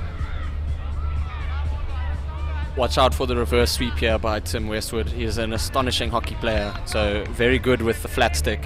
I think it could be a go-to option for him. Fielder's in the ring there on the offside. Obviously he's going to take a couple balls to get himself in, get himself set. But as I said, very talented hockey player, and I think he could split that gap there if he was to try it on. And as you said earlier, fantastic stuff here from Kyle Fanikak, who went out for 33 runs off 33 balls. Valuable innings there. Like we said, 120 run a ball. If everyone else could manage to do that, it would be great. But hard-fought innings there from Fanikak. Odwa bowling very nicely here, keeping the runs nice and low. Tight stuff from this. But he bowls that one full, and the batsman doesn't get a hold of it as well as he'd have liked to. But that might be to his favour as they scamper through for 2 runs from the Platypuses. Fantastic running from the boys there. Yeah, great running. Both of these two at the crease are extremely quick between the wickets, and it shows. 82 with some decent fielding work there, but Buster Brotherton just a bit too quick between the wickets. 94 for 6 here after 17 overs. You'd have to think that the next 2 from this end are going to be the ones that the Platties target. It's a slightly shorter boundary, often the prevailing wind blowing in that direction as well. Not too much wind out here tonight, but still I reckon these will be the 2 overs that the Platties have to target if they're going to put a decent total on the board. As you can see there, 94 for 6. Buster Brotherton's got himself set there. Westy will be looking to just give him the strike for the next over or so, see what he can do. As we can see with the bowling here, most of those run rates, look at Letu keeping it very tight, as well as Denham Shepstone, 4 overs, 17 runs, very good stuff. And back into the attack, I think we have Leletu Tekiso to bowl his final over, the 18th.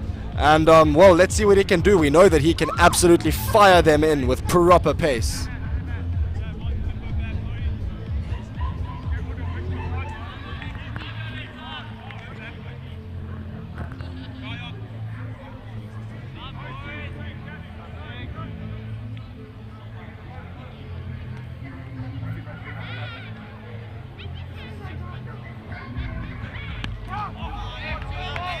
Yeah, good start there from Lely, keeping it nice and full there.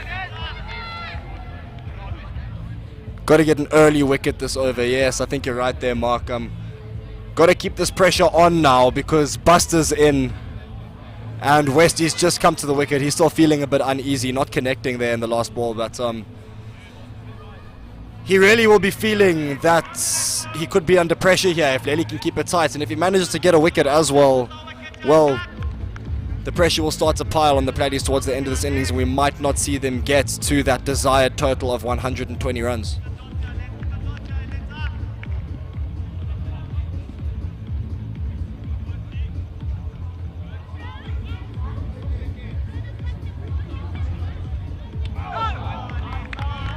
Very tidy stuff there by Leletu, showing his quality at the moment. Man in the picture over there, Mr. Minus Lapis Labashane himself, David Blenkenskop. Surprised to not see him with the ball in hand. Must be that he has a little niggle. Indeed, indeed he does. He apparently injured his groin last week Friday in the final group game against the Stags, so that was a big loss for the Hill. He is a very handy bowler, especially in the middle overs there with his medium pace. I suppose injuring your groin on a Friday is something to be expected from Mr. Lapis Minus there. But anyway, unfortunately, he hasn't been a part of this bowling attack today. But the rest of them have come together and done very well. Well, they do have a physio in their side, so you'd have to say it's a bit of a poor performance by the physio not getting him fit for this game. Oh, it's a thick outside edge. And that ball will run away down to the third man boundary. Quite a handy boundary that for the Platties, much needed from their perspective. Yeah, I don't think Westy will mind how he gets his runs. He just wants to score them now. Off the outside edge, off the middle, he won't care. He will want to be getting those runs for the Platypuses. 99 for 6, almost at 100. Getting to that desired total of 120 might still be difficult, but anything can happen in the game of cricket, as we know.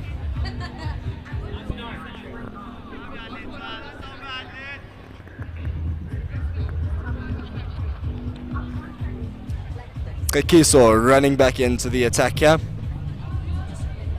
Around the wicket to Westy, keeping it full, and it is a wide ball called by the umpire. Unlucky there.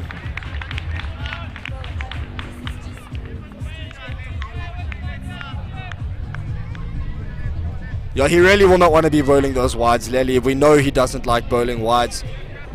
Tends to get tired quite quickly and doesn't quite enjoy those extra balls there, Ollie. Tell you what, 2 balls to go in this over. If one of them goes to the fence, Platties will be in a very strong position, I reckon. The reverse hit coming out there by Westy, not managing to connect.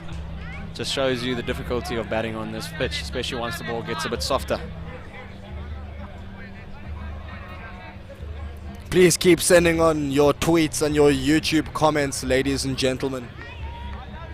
Our team of expert analysts here are selecting the best ones to appear on the screen, and we will be interacting with you, the viewers, ladies and gentlemen. Thank you for tuning in to the Rhodes Internal Premier League 2019. It is the semi-final between the Platypuses and the Heel Challengers, as 18 overs have been bowled in the first innings, and the Platypuses are 100 runs for the loss of 6 wickets. What? And that is 18 overs bowled. Big 2 overs here for the Platties. They will have to think that they have to get at least 115 here from these or 15 runs from the next 2 overs at the very least. We've been saying all along though, 120 is a very, very defendable score on this pitch. So the Platties I don't think would be too concerned. Andy, what do you reckon? Certainly is defendable, Holly. I mean, we've seen teams rolled for 30 or so in this tournament, and well, we know that can certainly happen. So the Platties will know it's defendable, but I don't think they'll be comfortable with the score of 100. I think once you get past 120, you can feel like, okay, cool, we can go out there and we've got a certainly defendable total. We know that 100 is defendable, but they're not going to be feeling very easy about it if it stays like this. No, they definitely will have to feel 115, 120. As it stands right now, I don't think it's enough. Because the Hill do have some destructive batsmen in their lineup. Batsmen that can really win the game for you on their day. So it still is a match that is hanging in the balance, you'd have to say. I certainly think so. With the Platties bowling lineup and the Hills batting lineup, we are still in for an absolute treat tonight, ladies and gentlemen. Please stay tuned. Odwa running into ball. Puts it on a bit short. Straight to the fielder. Blanky, oh, he throws it wide and he misses the run-out opportunity. Also, he's thrown it to the wrong end. You have to say went the wrong end there. Although both these batsmen are blitz between the wickets, so I don't really think it mattered which end you're going to there. Odwa running in, and it's another dot ball. It's 102 for 6. 9 balls remaining in this innings. Platties really have to find the fence here. Got to go squarer. You have to go squarer to this bowler. Goes down the ground, seems to find the gap. They should pick up 2 quite comfortably here. Indeed they do.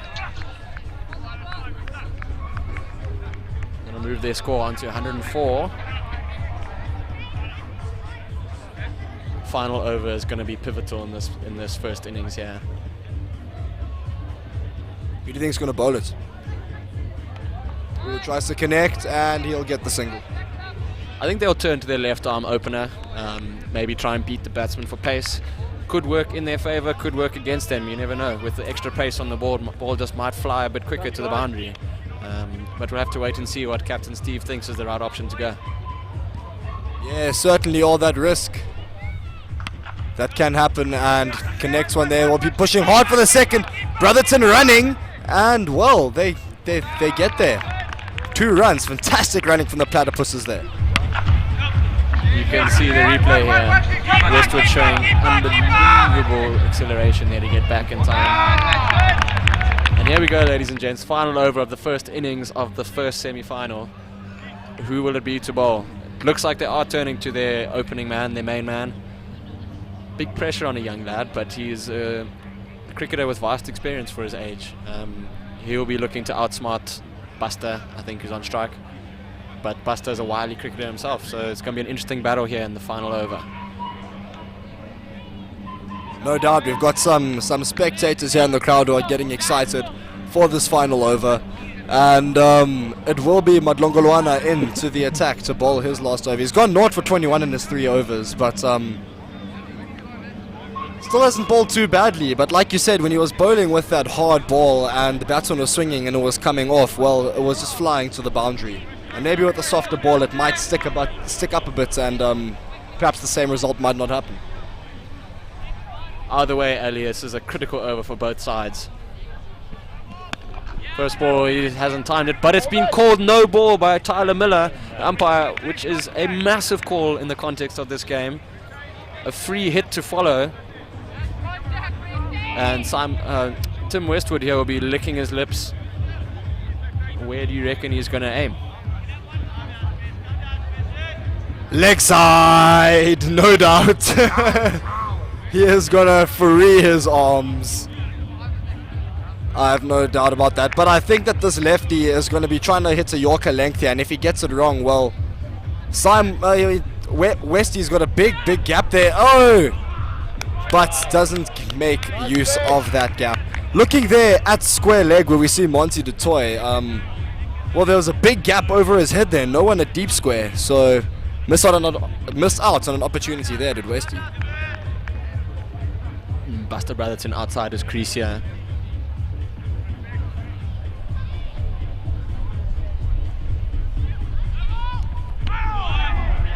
Another no ball called here.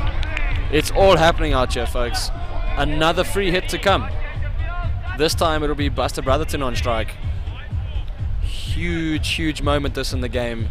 2 no balls in the final over could really prove costly to the Hills' chances of winning this game. I think now with the bowler bowling left arm over with that angle, Brotherton's just gonna open up his arms here and free them. I have much experience as a left arm over the wicket bowler getting sent over cow corner. It happens sometimes, you know. But it's exactly what Brotherton's going to try do. To the contrary, Ali, having faced this bowler myself, he tends to angle it across the right-hander. So lots of space down to third man and over deep point there. Let's see what happens. He's been bowled, but it's a free hit and the batsman scampered through for a single. They'll come back for 2. That is great running, that. For a ball that initially being bowled, they managed to scamper through for 2. This over falling apart a bit here for the Hill. They need to pull it back quickly.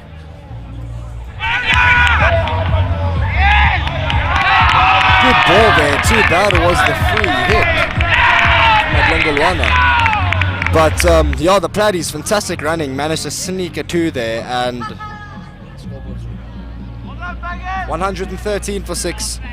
4 balls left. 7 runs to get to that total of 120, which the Platties can really feel comfortable. My money is on the Platties here. Madlongolwana running in. Keeps it full. They're going to run hard again. Will they get that second? Will they take on the arm? They do. And it's fantastic running again. Down to the long boundary, taking on the arm. Great running from the Platypuses. To you kids watching at home, take notes. Hill challengers looking a bit rattled here. This over has definitely not gone according to plan for them. Buster Brotherton and Tim Westwood running fantastically well between the wickets. A couple of no balls there into the mix as well. Let's see if Spesh can pull it back in the final 3.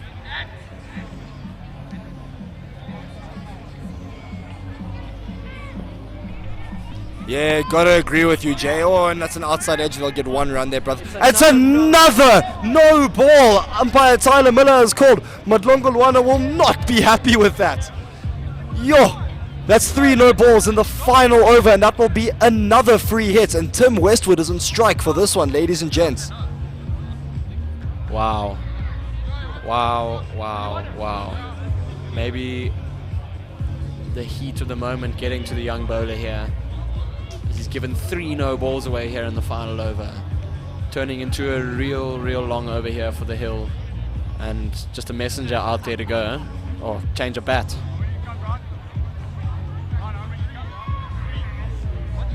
Bit of a confrontation between bowler and umpire here, clearly trying to figure out how far he's stepping over the line.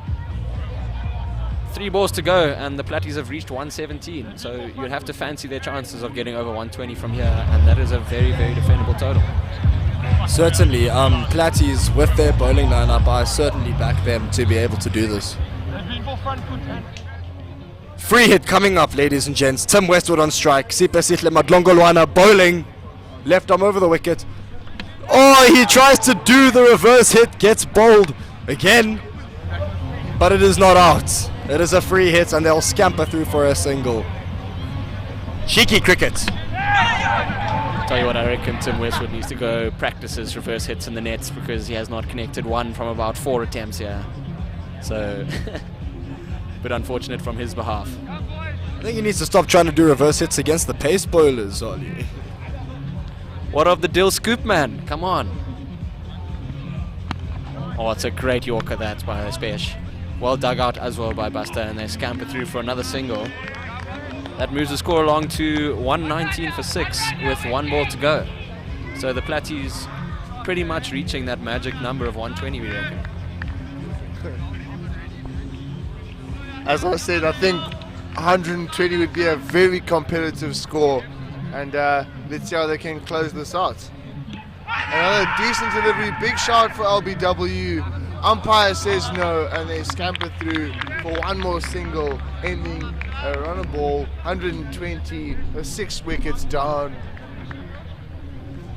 Yeah, really good innings there from the Platties with a fantastic explosive start from him at the front, only to be put back on the back foot for losing 2 quick wickets thereafter, but coming back very nicely to get to exactly 120 runs for the loss of 6 wickets. They've got to that desired total of 6 runs and over, and we know that chasing here on Greatfield at night, it is very difficult to get that set total.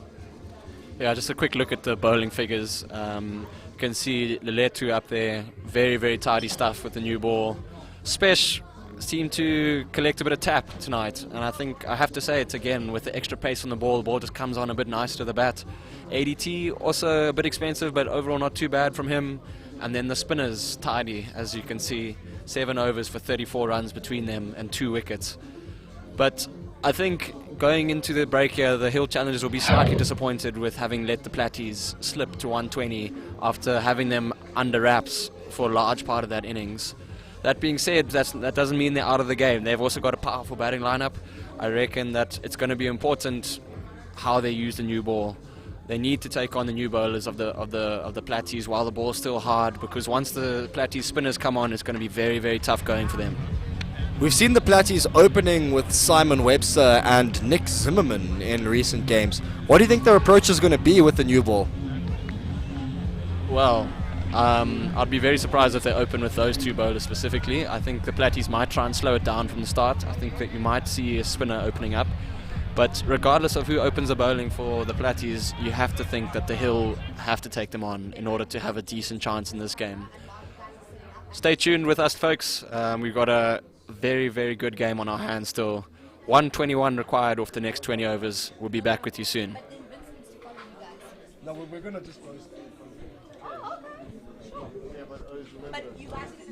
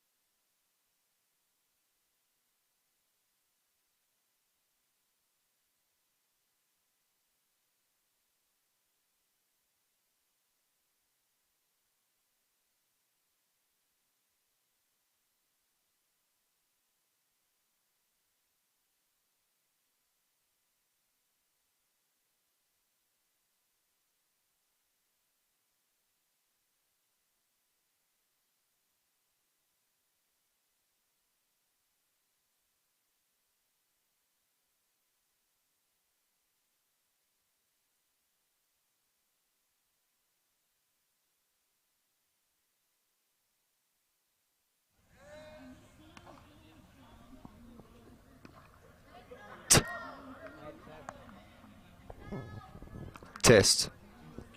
Test.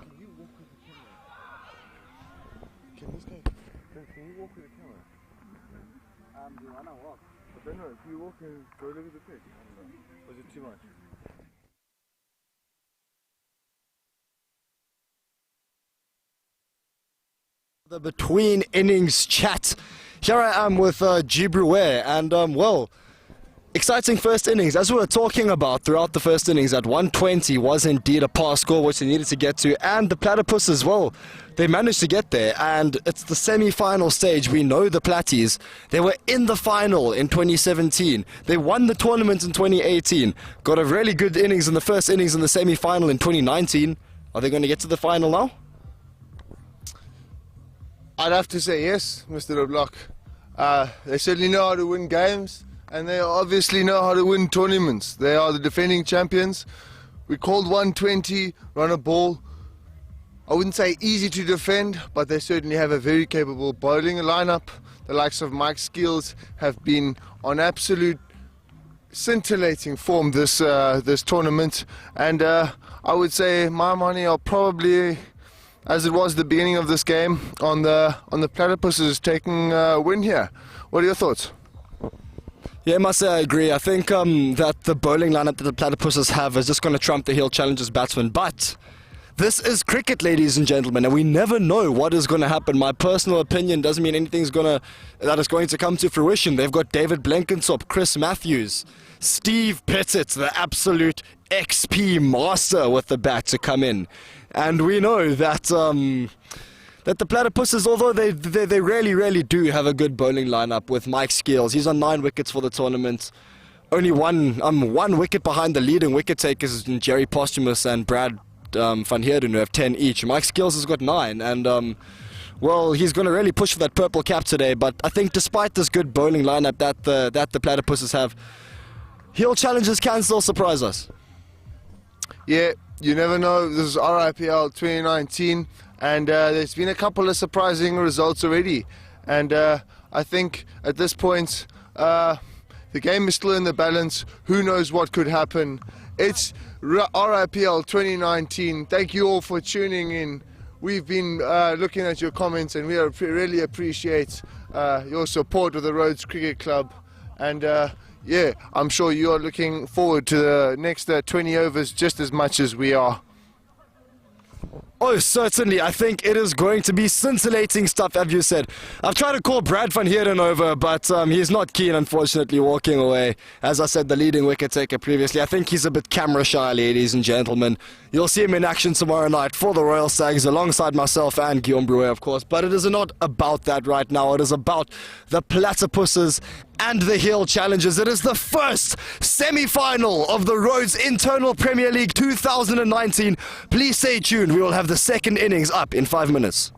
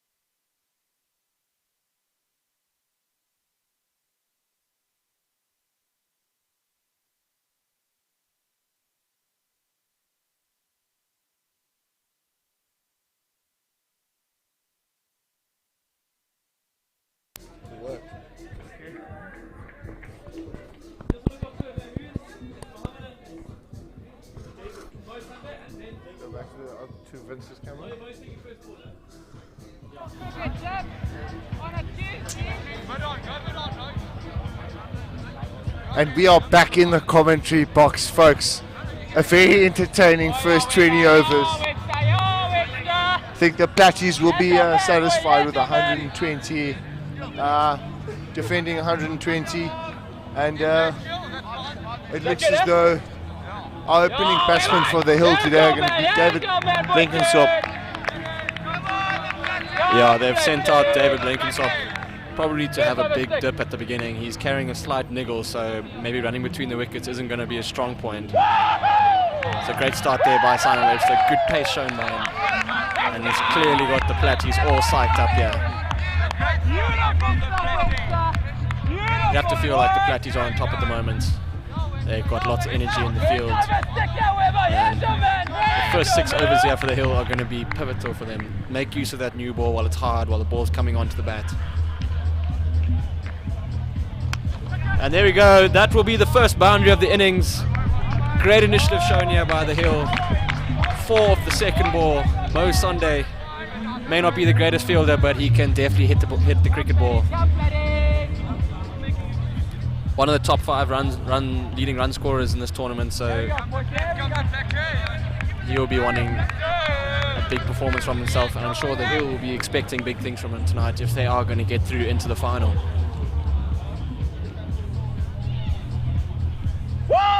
One keeping a little bit low. Signs of the inconsistency of this pitch. A lot of rain yesterday, so maybe the preparation for the pitch wasn't as good as it could have been. We all know Rhodes ground staff are quality.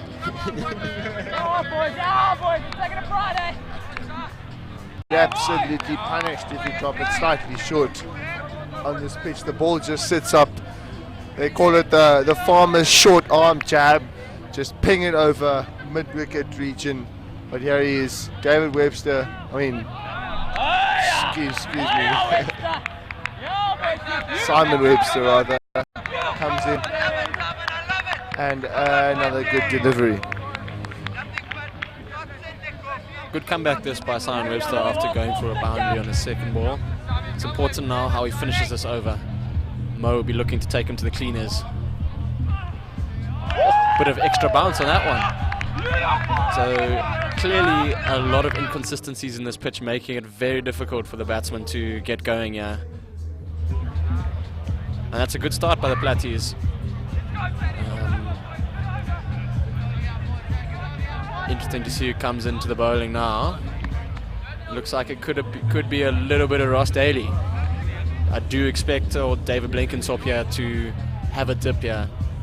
Highly important here for the Hill to get off to a fast start, and I think Dave might be fancying his chances here against Ross Daly.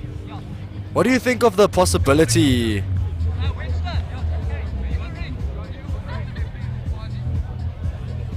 What do you think of the possibility now of taking a dip at Daly in the first 6 overs of the super over? Do you think this could have a big effect on the run chase here early on? Option that, Ali. I think it'll be a brave call by the Hill to take it this early on, but I think it could be one that they might consider, simply because the ball is harder and that it's much easier next over. That's a very brave call, that.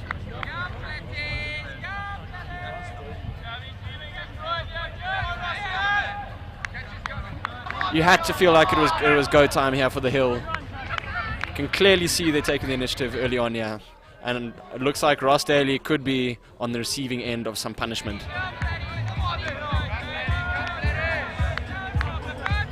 Hornet! Harley, what is your opinion on this bat?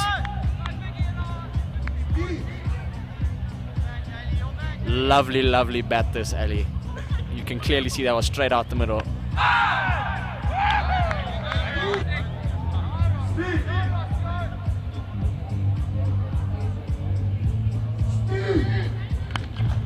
And he goes again, and he's found the gap. Will it go for the boundary? It does indeed. 4 more to the total. This is why I made the previous comments on why not take the super over so early. Like, the fielders are back. The fielders are in the ring. First of all, the ball is coming onto the bat, and we know David Blenkinsop's a fantastic batsman, and Ross Daly, he's got all the XP in the world, but Dave above. And that's another boundary this. Yeah, I could not agree more there. Needed to get a fast start off here. Already 1.4 overs and 19 runs scored. And Dave will be more than happy to let that go through for a while to bring it up to 20 runs.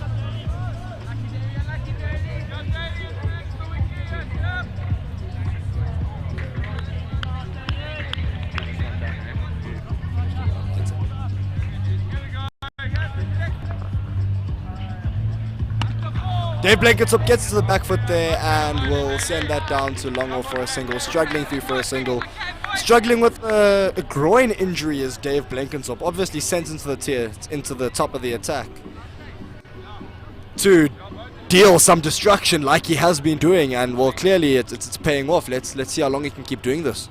And well, the Hill will be thinking it might be unconventional to take that super over in the first 6, but with the way David Blenkinsop and Mo Sunday are looking, it might be an option for them. Yeah, exactly the start that the Hill needed here. Try and get that required run rate down into the low 5s early on and keep wickets in hand, and then you really are in the game. I mean, the Platy spinners are good, but so are the Hill's batsmen, so this is the ideal start here by the Hill, trying to break the back of the chase early on.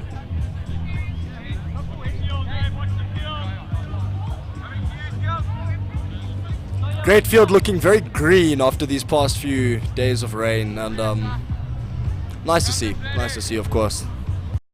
Pitch is struggling a bit though. Simon Webster putting up the pace. Dave having an absolute heave across the line, doesn't get any contact. It will be a dot ball. Dave Blenkinsop is here to do one thing, and that is to smash.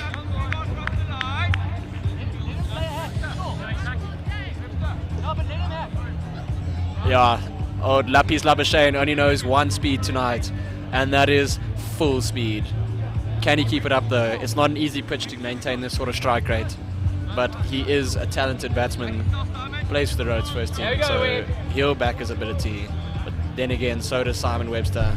Great battle this between the two bowlers. And wide ball. Pressure on the Platties at the moment. They've got off to a bit of a slow start in terms of their bowling. Yahweh, there's no bet to that boy! It's gone!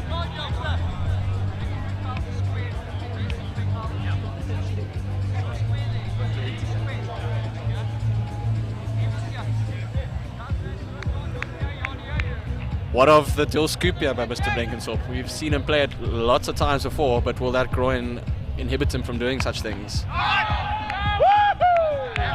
Platty's nice and close in the field there, no singles there. Platties are still very loud in the field here, they're still very optimistic with their chances. Like they know they've got some quality spinners to come in the middle overs. Interesting to see how Dave Blenkinsop goes in the next few balls. Well, we know that the Hill Challengers, the Platypuses also really got to a fast start, and they managed to slow it down. But the Platypuses really will want to do the same.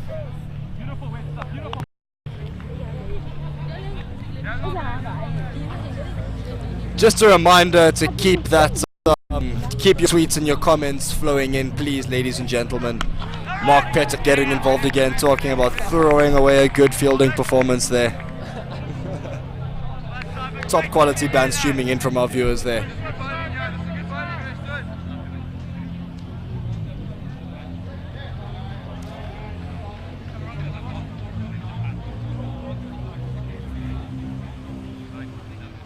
Platypuses won the toss, elected to bat first, scoring 120 for 6 in their first innings.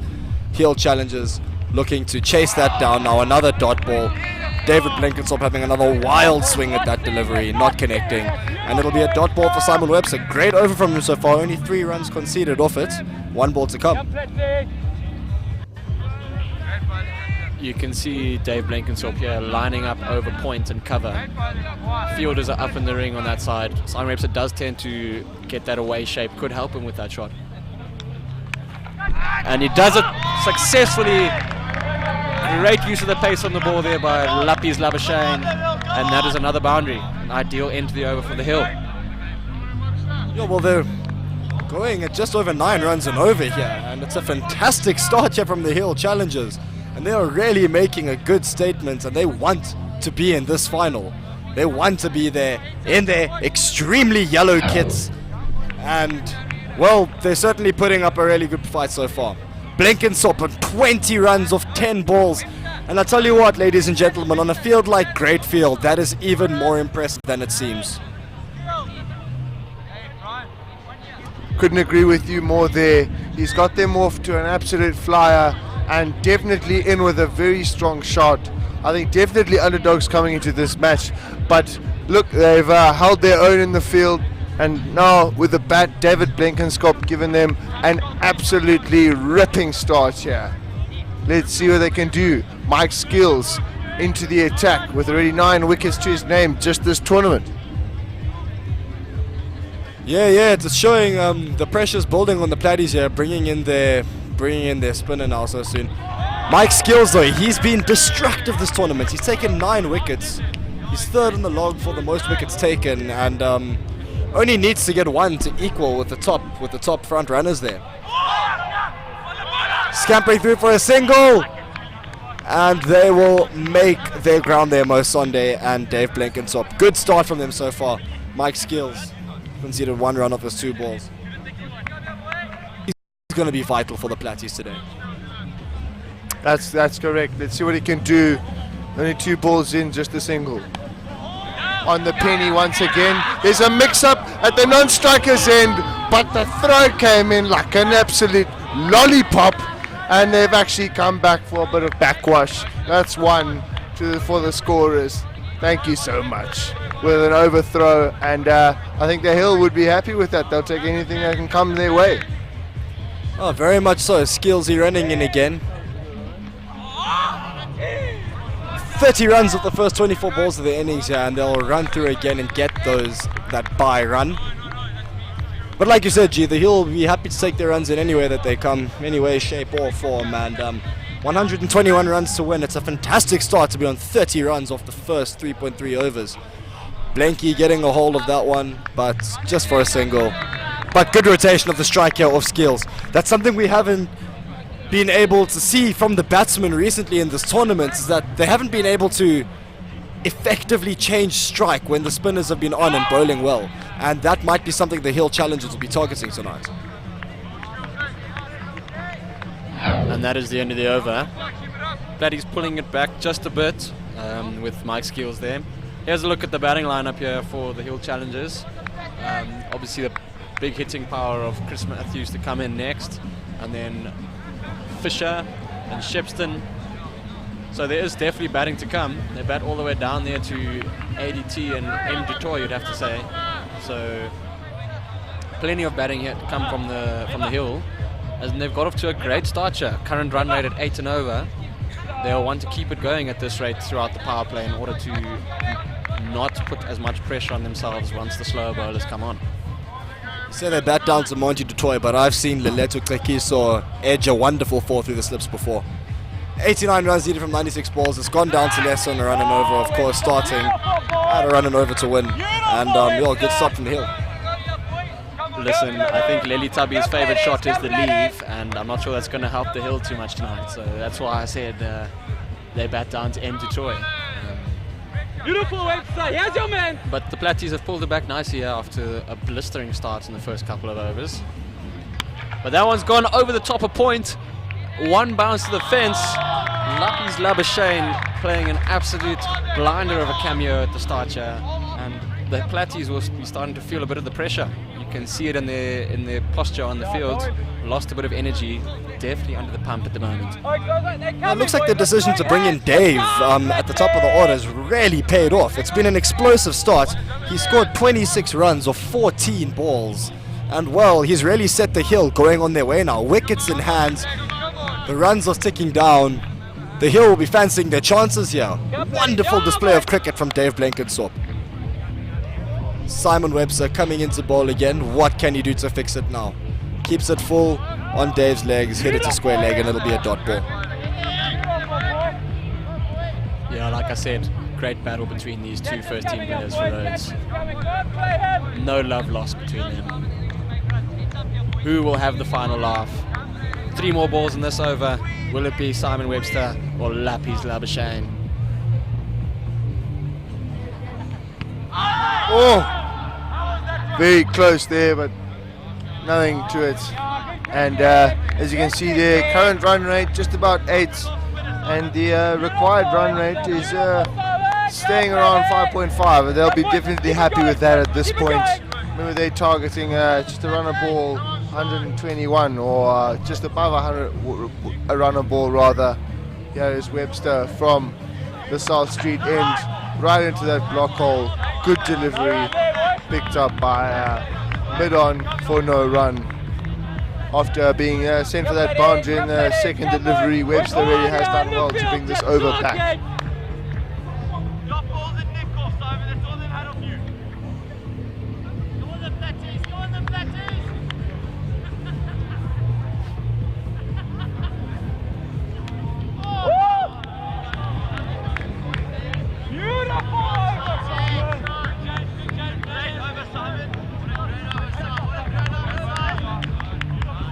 Good to see our interaction from Kyle Whitty's Whitfield.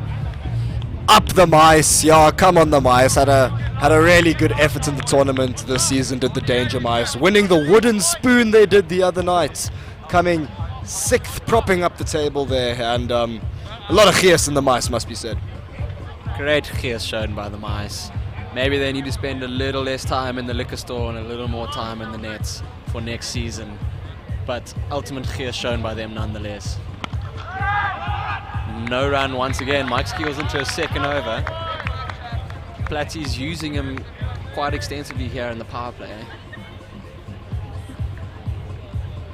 I think they're just trying to get him to build some pressure early on again now, because they've really let some pressure loose here with this opening spell from Davy Blenkinsop, and they want to use Mo. Oh, but Mo has seen this one, connected it. It'll be 4 runs, and well, geez, the Hill are absolutely motoring along here.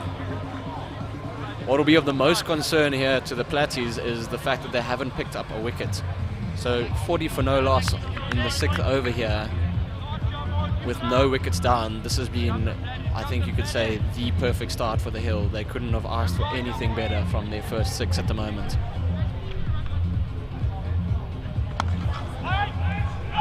Good start here from the Hill Challengers, and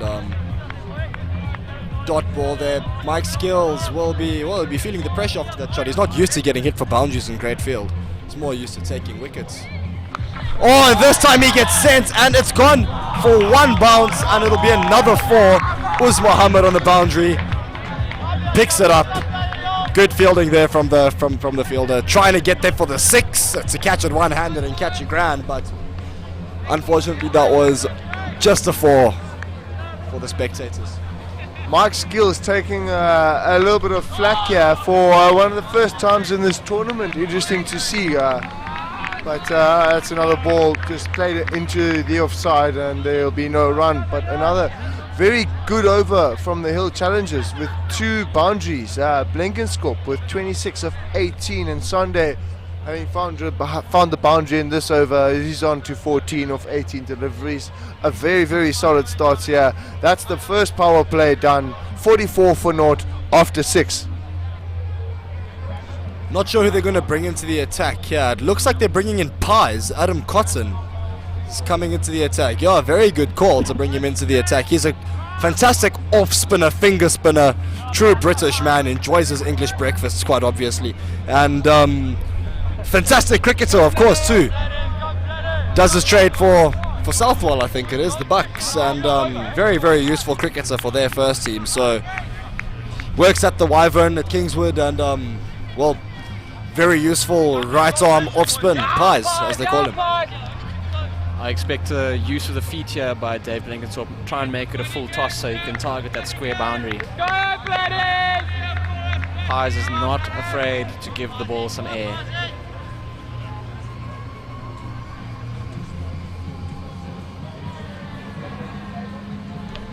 Oh, and there's the breakthrough that the Platties were needing.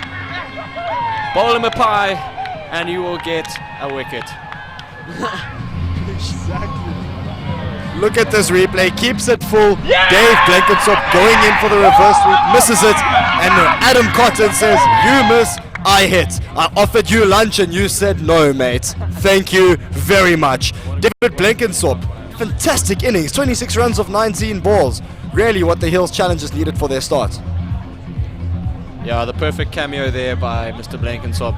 Clearly looking a bit sheepish as he's walking out, clearly nursing a tiny bit of an injury there. But a great knock, exactly what he needed. Exactly what the Hill needed at this stage. And in at number 3 here for the Hill Challengers is Chris Matthews. No, it is Keegan Fisher. It is Keegan Fisher. My bad. My bad. Both big lads, so it's easy to get them confused here. Either way for the Hill, another powerful hitter of the ball coming to the crease. Another partnership needed for them. Strong batsman still coming as well. Here we see Chris Matthews busy getting warmed up from Matthew Mina, who managed to join his team after writing his maths test. Again, big thumbs down to the Rhodes Maths department. Come, Platties, let's keep them ticking. Here we go, Platties. We know what happens here, chaps. We know what happens here. But here comes Pies again, wicket off his first ball. Can he get one off his second? Adam Cotton into the attack. Oh, it's good stuff. Skills here, standing in the way there. Just loves the limelight, doesn't the lad? Dot ball, second ball there from Cotton. Let's see if he can keep this going. Oh, it really... Very, very difficult for them to score quickly, which puts a lot of pressure on them. Especially when you're chasing down a total here in the semi-final. Yeah, athletic ability there from Nick Zimmerman. He believes that he has the ideal male body. Truly showing the athleticism he has there at point, stopping that ball there. Cotton running in. Lovely view of Mike's skills there and the camera needing to stand there at long on, unfortunately, in the way, but it's alright. We'll let you know what's going on. Should he get in the way there, ladies and gents? Fantastic. A maiden wicket for his first over. Great over from Pies. Yeah, exactly what the Platties needed. And now the game looks once again to be hanging in the balance. You would say the Hill would be the happier of the two sides as it stands, but a maiden wicket certainly turns the balance back towards the Platties, but you'd still say maybe 60-40 in the Hill's favour at the moment.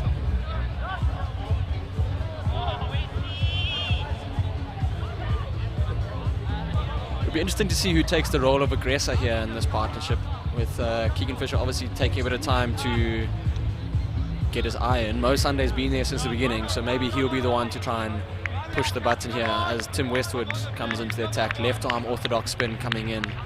Ball turning away from the bat of Mo Sunday, so could be difficult to target the square boundaries. But Mo Sunday is also pretty handy with going inside out, so it will be an interesting battle here between these two. Yeah, we saw in the last game that Tim Westwood was bowling left arm pace, and now he's reverted back to spin, his more comfortable option. Very good idea on this pitch, as we know. Mo Sunday, of course, being a useful man there, getting the ball back, but this ball turns like an absolute beast in the great field pitch, and good call from Westy to ball spin here. Yeah, we did speak to him earlier. That was a leggy, but unfortunately that one is pushed down the leg side. It will be a wide, and we'll have to bowl it again. But I do think that spin is the way to go on this pitch. Let's see if he can bring it back. That's nice, into the block hole, played it into the onside, down to car corner just for the one run.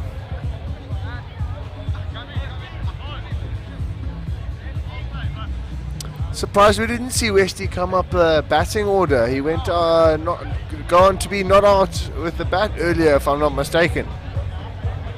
Yeah, I thought he would have come in earlier, but like we said, the Platties batting lineup is really, really deep, and well, captain had to make some decisions, and Westy was sent down. But what matters now is what he can do with the ball, and let's see if he can be as deadly as his potential shows as possible. Just a reminder there that the Platties actually won the toss and chose to bat first. Do you think that's the way to go on this pitch, captain of the Stags, Ryan Holly? 100%. It's very difficult to chase on this field. Slow outfield, very little pace on the wicket, balls turning, and if you add scoreboard pressure to that, it can become very, very difficult for the batsman to find any rhythm out there. So you always want to try and put a total on the board and then try and defend it. You'll probably find tomorrow, if the game isn't rained off and the Stags win the toss, we probably will also be having a bat first. It seems to be the way to go on this field, according to the stats. Yeah, no doubt. Got a bat first here on Greatfield. Like you said, chasing is it's very, very difficult. Good little chip there, down for a single to deep square leg from Keegan Fisher. Clever cricket all around.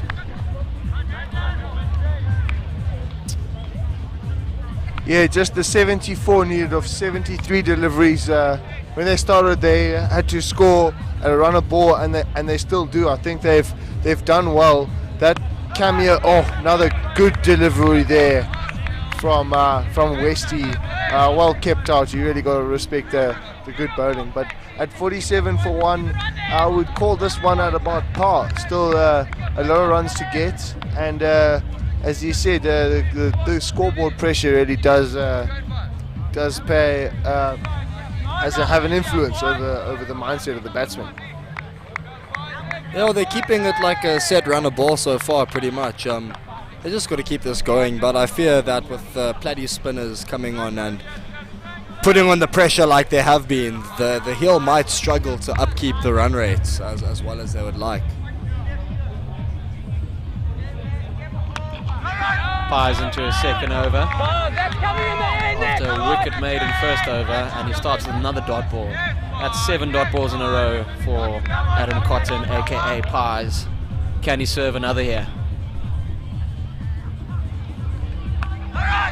Indeed he can. Man is a chef. Let's go, Platties, apply it, boys! Yeah, true shamrock master, as they call him in the Eastern Cape. Yeah, serving up pies for the buggers as usual. That's another great delivery. Yet you concede a single run after delivering 9 deliveries. Really doing a magnificent job here for the Platypuses, and they've somewhat closed this game off since David Blenkenskop had an absolute big shot for LBW. The Platypus players are up in arms. They can't believe it, but unfortunately shakes his head. We'll have another look at the replay. Bit too much gravy in this pie, I reckon. It's turning slightly too much to be hitting the wickets. We apologise for the technical difficulties you're having with the instant replay here. We can confirm this is another dot ball there. That's 11 dot balls in a row for Adam Pies Cotton. Really, really top performance by him so far. And that is 2 maidens in a row. This is what I was talking about with the Platties and their slow bowlers in the middle overs. They really do know how to strangle an opposition, as can be seen with Adam Cotton's figures there. 1 for none after 2 overs. Certainly does sound familiar, Captain Ryan Harley. 1 for none after 2 magnificent bowling here from Adam Cotton. He certainly is serving up delicious pies, but unfortunately they cannot be eaten, and they will not be taken for any runs. Magnificent bowling. Do you think they should continue to apply the pressure and keep Pies bowling from the south end? Oh, 100%. You don't take a man who's just bowled 2 maidens off the bowling attack. Pressure now shifts onto the hill here, closing in on the halfway stage, and they are starting to fall slightly behind the run rate. That could all change though with a few bad balls that disappear to the fence. That's right, current run rates creep back down to 5.2, and that required run rate is creeping up towards that 7 mark. they'll want to keep that under wraps, keep that under control, and not leave themselves with too much to do. I mean, this pitch really is slow, and it really is difficult to score quickly at the end of the innings. Neat shot into the leg side. Square leg will throw it in, and another 1 run taken.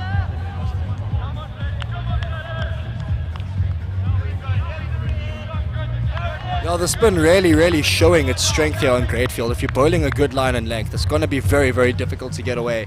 And we can see that run rate's creeping up, and the hill won't want to allow that to happen, but it's very difficult for that to be controlled when it's difficult. And yeah, Mo Sunday overran that, couldn't get back for the second, unfortunate. And that'll be the 50 up for the hill. The good thing that the hill have in their favour at this point in time is that they've kept 9 wickets in hand, which leaves a lot of hitting power down the order come the latter stages of the innings. That is the difference between the Platties innings and the Hills innings at the moment. Is the Platties lost a number of wickets. A little bit of a mix-up here, but he manages to get back to his ground. Mo Sunday, not the fastest between the wickets. As a physio, you would expect him to be quite a fit bugger, but this man's torn his hamstrings more times than he's made runs for the hill. Yeah, he's probably injured himself enough times to learn about the body. So, yeah, but Mo Sunday, what a good guy. Always a pleasure to have at the cricket match. Character, very good character. Great guy, Mo Sunday. Yeah, he sure is. At this point, 69 needed of just 60 deliveries, and you'll see the pressure will just start to get to the batsman. But I've no doubt that a boundary or two will ease their minds and allow them to reach this total. I would still say it's in the balance, but I'm afraid the Platties might be squeezing the hill for a couple of runs here. What do you think's coming up now, G? Chicken and mushroom, pepper steak? I think this could be the good old lamb and mint pie from Nanacha.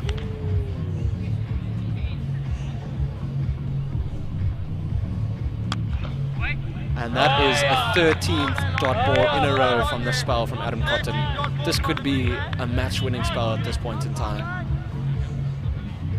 He's taken 1 wicket, hasn't conceded a run, and he's bowled 13 balls. This is truly phenomenal stuff, man. He puts that one a bit short, but it'll be straight to mid-wicket again and no run. Mo Sunday will be really starting to feel frustrated out there, not getting the ball to the boundary as often as he'd like to. You know Mo likes to open up his arms and hit it to the boundary as often as he can. Don't forget, the Platties still have the likes of Buster Brotherton to come into the attack, and Mike Keel still finishes overs. They technically don't have to bowl another seamer in this innings, and it's going to be difficult for the hill to pick a bowler to target here. And another dot ball. This is nearly 3 maidens in a row by Adam Cotton. Match-winning stuff, this. Yeah, truly brilliant performance so far from Cotton, and the Platties all want to see a lot more of this. And there we go, he concedes his first run, 1 for 1 in 2.5 overs, ladies and gents. Fantastic economy from Pies. No, magnificent performance thus far. Let's see if he can. I have no doubt that he can finish off the second over with another dot, but let's see what he can do. Trundling in from the south end. Pies. Give it that one little bit of flight. That's a full toss, and that has been absolutely tonked over deep square leg for 6 runs. What a strike. He really picked up on that one. I'll have to eat my words.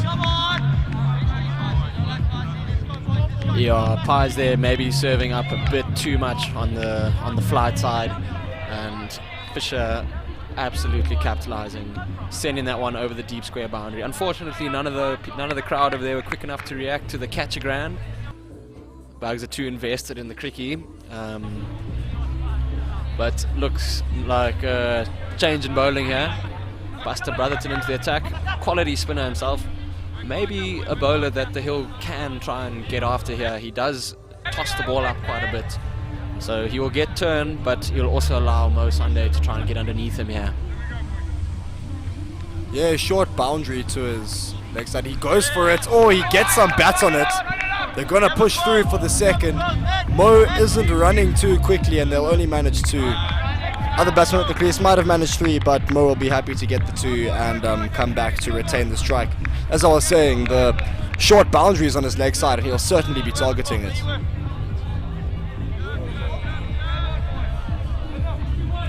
Just a reminder that our Twitter feed and our YouTube comments are open, ladies and gentlemen. Please, please do have your say and we'll interact with you here live at Great Field. It is the semi-final of the RIPL 2019, the first one between the Platypuses and the Hill Challengers, as Mo Sonde hits that through the covers and will pick up another single.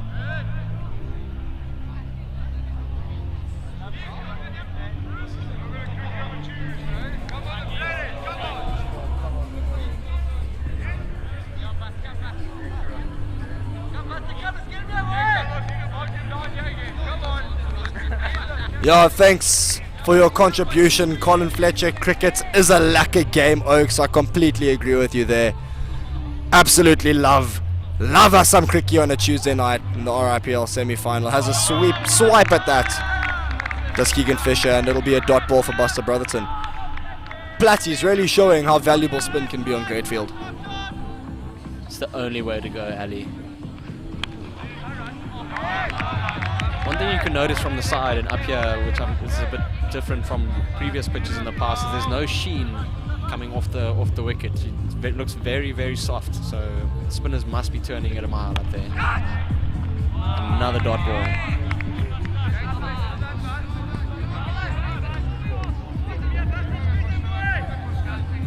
Yeah, the pitch really has been getting softer and softer throughout the tournament, and it hasn't. There's been a mix-up at the end, and there's a run-out opportunity, and he's got it. Umpire Miller sticks his hand up, and Mo Sonde has been run out. Unfortunate. Here's a replay for you. There was a mix-up in the middle. Fisher says no, turns his back. Brotherton gets the dive in, and that is a run-out. Mo Sonde is gutted with himself. But that will bring Chris Matthews to the crease, ladies and gentlemen. A certainly very, very handy batsman. A lot of worried looks there in the Hill Challengers camp at the moment. A lot of folded arms. They mustn't count their chances out just yet, folks. 62 for 2. Still wickets in hand. Still plenty of balls to do this chase in.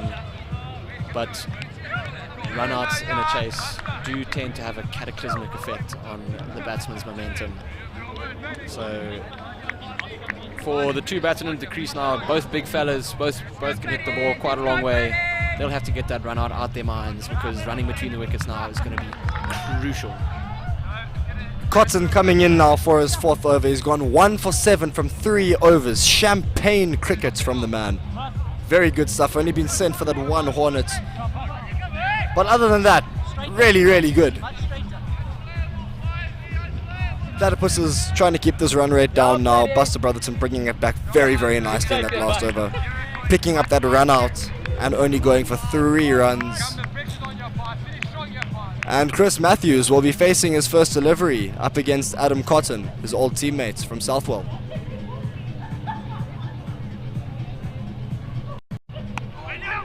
That ball is turning, but he'll block it and get a single. Will they get the overthrow runs? Yes, they will come back.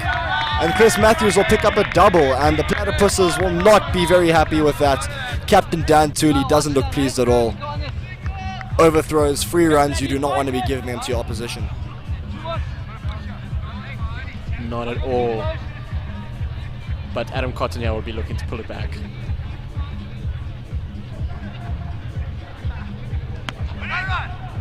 And he does indeed dot out there to short cover, Daniel Tooley. Yeah, 57 needed from just 46 deliveries. This is not undoable, but with this great bowling, another good delivery, but they'll just scamper through for 1 run. But 46 needed, or 45 deliveries, and or rather 56, with that required run rate creeping up to about 4.5. My apologies once again, 7.5. Or do you think they can do it from here, Alistair? I think they certainly can. But it just really depends on whether or not the Platties keep their discipline in their bowling and in the field. If the spinners are going to keep bowling this fantastic line and length, well, they're going to struggle to score runs out there on the Hill Challengers. But now that Adam Cotton's spell is coming to an end, well, it's going to be difficult. Got to keep in mind though that the Hill Challengers still do have their super over intact, and if they use it wisely, who knows, you could score 20 runs off that super over, and that counts for 40 over here. So wickets in hand, super over still in hand, you cannot write the Hill off just yet. Of course we know that super over truly can be a game changer. Stag showing us in their first game of the tournament when they picked up, I think it was 75 or 78 runs in their super over, and well, like, you really can capitalize on that. So yeah, well said. There's certainly an opportunity there for them. Fantastic spell comes to an end from Pies Cotton. 1 wicket for 11 runs in 4 overs with an economy of 2.75 and 18 dots. That is 3 overs of dots in his 4 overs, ladies and gentlemen. Truly spectacular stuff from Cotton. But now that his spell is done, will the other bowler coming in from that end be able to keep that up? Mark Petterton with some analysis. Too many dots for a T20. Yeah, not enough inventiveness from the crease from the batsman, and well, I can tell you, Mark, personally, that batting out there is truly difficult. Harley has a bit more experience. What is the wicket like out there when you're facing these spinners in their own form? It's very sticky, so it's hard to knock the spinners around, for one, because no pace on the ball, slow outfield, so it is very easy for the spinners to strangle the batsman, and because of the lack of pace, it's not easy to send the ball to the boundary either, as you can see now. Well connected ball just for 1. Oh, they take on the second, and that's going to be a run out. He's given him a second run out of this chase.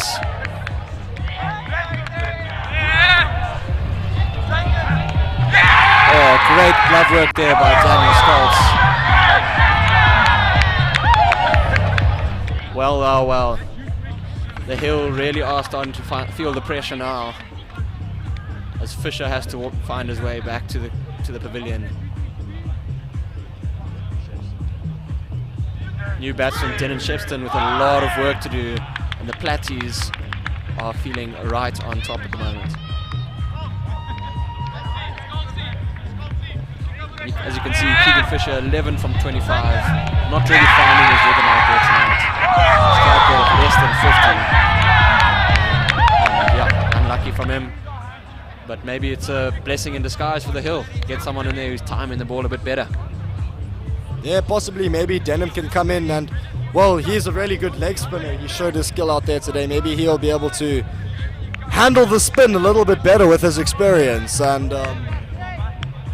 well, the Platties really holding up their end out there. Fantastic fielding from them. Perhaps not the greatest decision to take that second run from Fisher. I think the second was on there, but there was hesitation between the two batsmen, and that's what caused the run out. As a batsman, if you call run, you just got to put your head down and go. It's as soon as you start saying yes, no, that's when the run outs happen. As we have a look here at the scorecard of the Hill, a couple starts there for the 2 opening batsmen, but no one really able to kick on at this stage. Yes, Brotherton comes in to bowl again, keeping it nice and full, and it's another dot ball, just strangling the Hill even more, stopping that run rate from decreasing, and he is making sure that the Platypuses are really getting a good chance to get into the final once again for the 3rd time in a row in the RIPL. Gets a little bit of airtime here, but a safe shot. Pushes for this. No, they will not go for the second, learning from their previous mistake earlier in this over. They'll bring Chris Matthews back onto strike. Tell you what, guys, it's looking more and more like the super over is going to be the turning point of this game. The Hill Challengers not finding enough rotation in the strike to keep up with this run rate at the moment, and now require 53 from just 39 balls. Something's got to go here. And he has a dip, but it's just one down the field. So again, proving our point that it's not easy to rotate the strike out there. Yeah, being creative as a batsman, it's difficult on this pitch when the spinners are really pulling their part like they're doing. It's just really tough run scoring out there. Good effort there from Buster Brotherton, but doesn't get down to stop it, and Denham Shepson will run through for another single. That'll move the score up to 70 runs for the loss of 3 wickets after 13.5 overs. 51 runs needed from the last 37 deliveries. And the run rate, it's increasing. But this is cricket, ladies and gentlemen. A couple of boundaries, a super over that goes in the Hills direction, and who knows what can happen. Goes long down the ground, but it'll just be one again, as you have a couple doggos on the field interrupting play. They just want to get in on the action as well. Yeah, it's good to see the dogs getting involved in the field. 71 runs for the loss of 3 wickets after 14 overs bowled. 6 overs remaining. It is the first semi-final of the Rhodes Internal Premier League. The Platypuses electing to bat first after winning the toss earlier this evening. And the Hill challenges now. 71 runs for the loss of 3 wickets, needing 121 runs to win. That's 50 runs needed from the last 6 overs. And well, it's going to be a tough ask. Tim Westwood back into the attack for the Platties. Good option this by the Platties, keeping the spinners rolling through here. And they've got a very strong straight protection here, so you'd have to feel like they're targeting Chris Matthews' strength down the ground, forcing him to try and hit squarer to look for those much needed boundaries. He's hit it.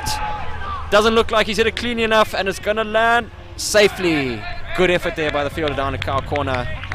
Not quite able to get there. Tricky to catch those in these lights as well, as it comes down from the darkness. Yeah, he's really bombed that one very high.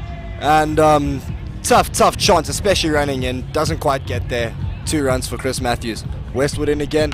Oh, he skied this one. It's gone straight up. Fielder getting underneath. Captain Tooley. Oh, and he drops it. And they'll get through for another 2. That's 2 drops in 2 from the Platties. And that will be another 2 runs for Chris Matthews. Cameraman just getting a bit excited about the cricket as well. Getting his angle sorted again. Chris Matthews has been bowled by Tim Westwood. Fantastic bowling from the lad. Keeping up this pressure. And that is a wicket for the Platypuses. As you can see, they're straight through. The Platties will be... Oh, what's happening out here? Oh, it's not out apparently. It looks like the keepers bumped the stumps before the balls hit the stumps. Wow. Very interesting. Well, this could be a turning point here for the Hill. That is a massive sigh of relief for them, as we know just how deadly Chris Matthews can be when he hits down the ground. Oh, good effort there from Skillsy, but will the ball go for 4? No, it won't. They'll pick up 2 more.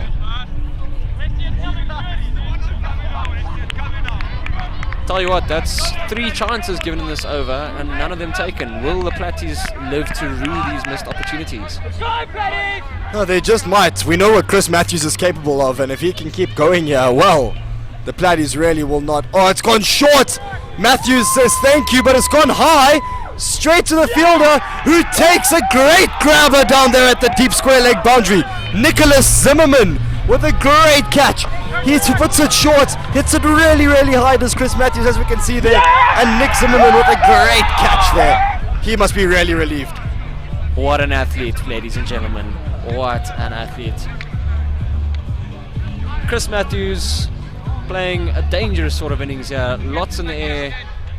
Great show of intent by him, but he's unfortunately got to go for the Hill.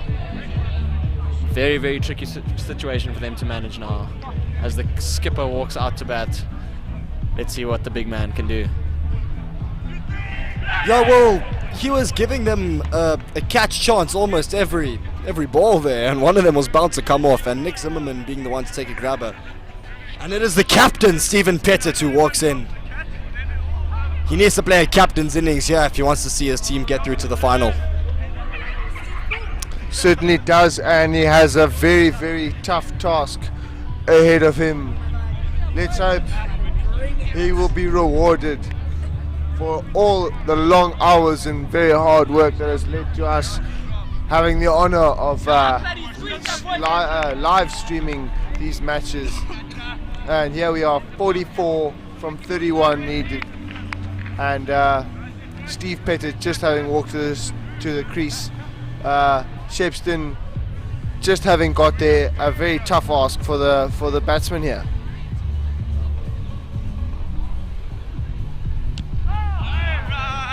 Dot ball over there from Tim Westwood. Just a reminder that the Hill still have their super over, and well, like we said, if you score 20 runs there, counts as 40 and the game will be done. Yeah, so the Hill really need to start thinking about when they're going to use this, and probably going to want to do this while Shepston is still there, because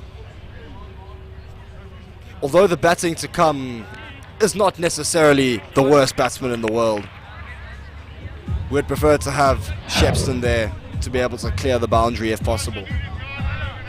Konkla still to come, ADT. We know Monty du Toit can hit a long ball just like he can hit a long belly, but the Hill, they've got a good chance.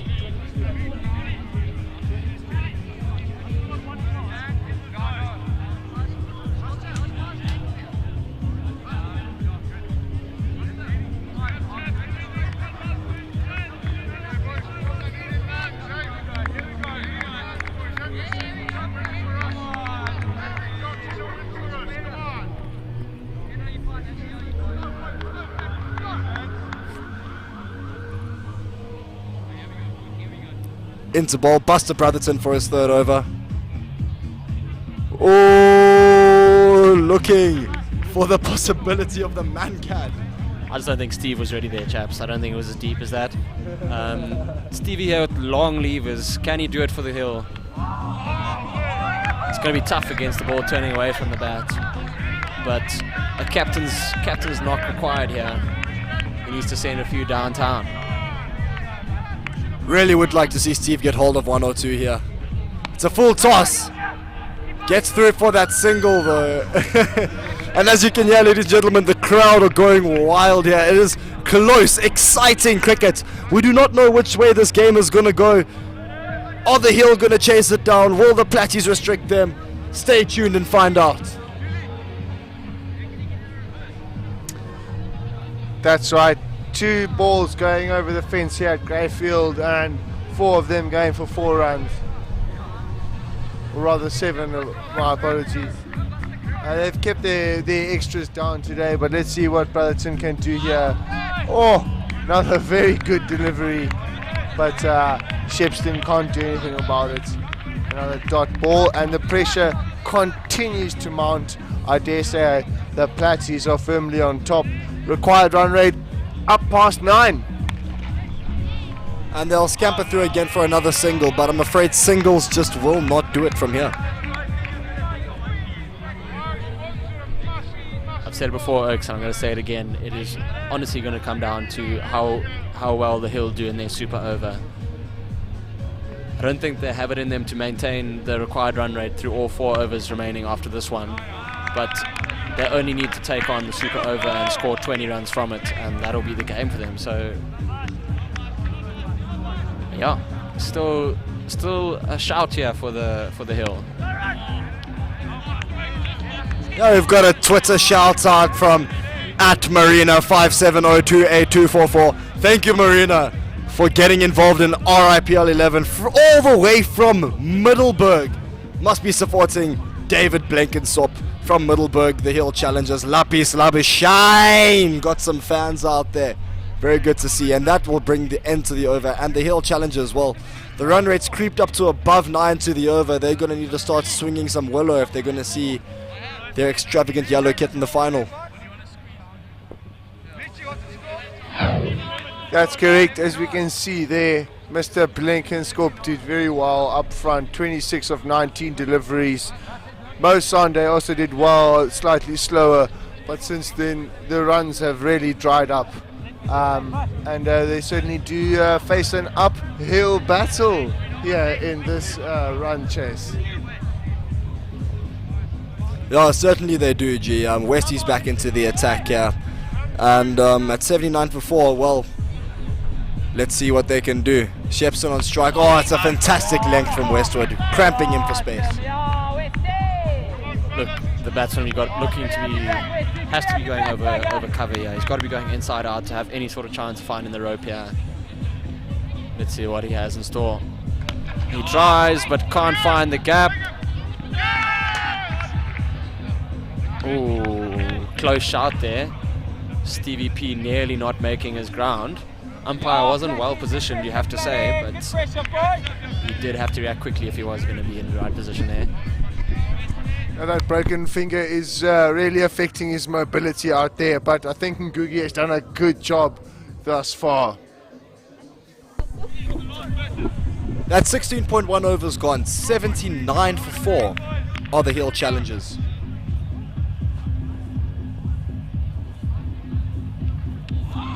Big heave there from Denham Shepson.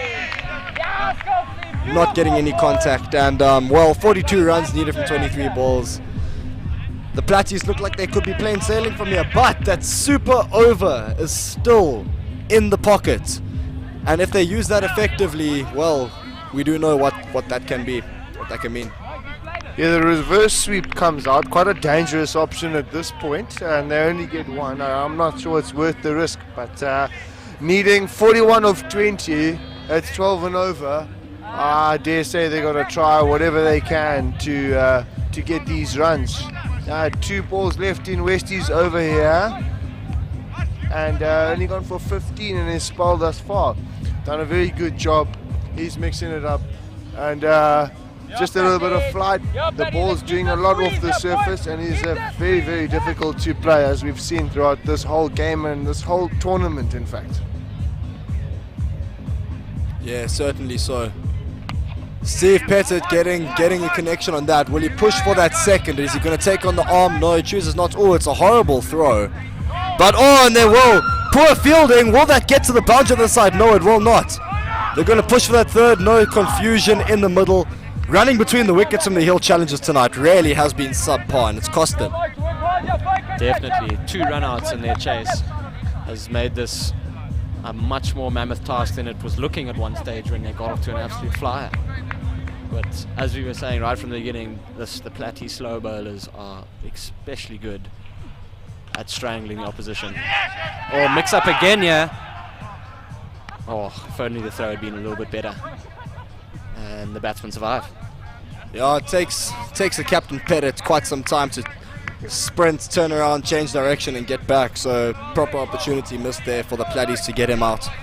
But I mean, I think they'll be happy with these 2 guys there. I mean, if they're going to be batting at this rate, they'll be more than happy. 39 runs needed off the last 3 overs, and well, unless the super over is used effectively, it's looking a bit grim for the Hill Challengers.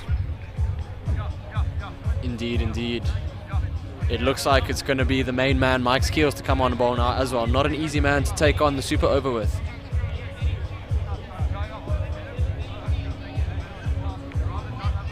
Things looking a bit glum in the Hill Challengers camp at the moment. They've taken the super over, ladies and gentlemen. Here we go. This could be the decider in this game. Don't leave your screens here, ladies and gentlemen. This could be the over that determines who plays in the final on Friday. Just a reminder, in the super over, all runs are doubled, and if you do lose your wicket, it's -5 for to the score. Here we go. Skeels in for his 3rd over. That's a good delivery, gone through, and a dot ball. Very good start. I do question the decision. Mike Skeels having performed very, very well throughout the whole tournament, and yet they called the super over. That's hit into the leg side. No run. 2 balls of the super over, which could be vital in bringing them back into this game, and yet no runs. Yeah, the run rate sneaked up to over 14 per over now, so this over really has to be big. And well, it's 3 dot balls from 3, and that is, yeah, Dave Blenkinsop on the edge of the field there with his hands on his head. It's not looking good. Really not capitalizing on the super over here as they could have.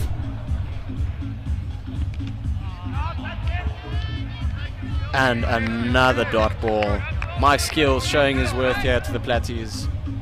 Bowling an absolute gem of an over. These two have to go downtown for the Hill to have any sort of chance left in this game.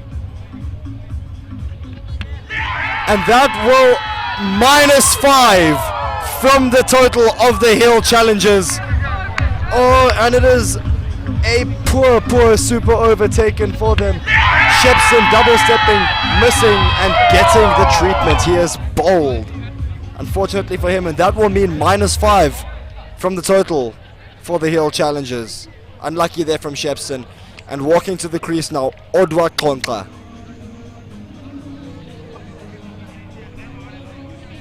Mike Skills, ladies and gentlemen. No runs in the super over, 1 wicket. The Hill challengers find themselves needing more runs now than they did at the start of the over. Unbelievable XP from the Platties, man.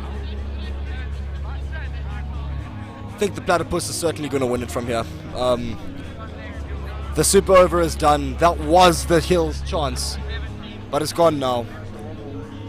And 1 ball left, and well, if he can hit a 6 here and manage to at least get the over to +7, something could be salvageable here, but I highly doubt it. I think it's too much to do now for the Hill challengers, folks. They'll push there, but it's looking like it'll only be 1. And what an over by Mike Skills. Effectively going for -3 runs. So, wow, that's it right there, ladies and gentlemen. 38 runs required off the final 2. It's hard to see how the Hill back from here. They're really doubtful, but it's been a hard fought fight from them. Not as much of an uphill battle as we could have expected at the beginning of the match, but the Hill challengers really are trying their best, and the score now is actually 79 for the loss of 5, not 83 as the scoreboard says. But yeah, Hill challengers really, they fought hard, but it's not going to be enough for them to get there, I'm afraid. Platypuses will be in the final on Friday. But who will they play? Royal Stags or the Kawe Heat? Tune in tomorrow at 6:30 p.m. to find out, ladies and gentlemen. Let's not get ahead of ourselves there, Ali. We've still got a game on our hands here. Stranger things have happened in the game of cricket, so don't write the Hill off just yet. Still got 11 balls to try and find the rope. But it's going to need something from the big man Stevie. He's going to have to free those levers, clear the rope. But instead, the ball has crashed into the center stump, and Captain Stevie is going to have to find his way back. He's taking the scenic route back to his teammates.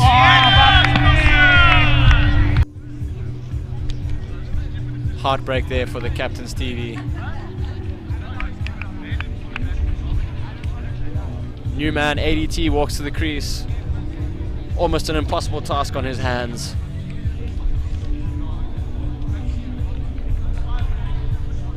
A lot of disappointment on the look of Stevie's face there, Ali. What do you reckon?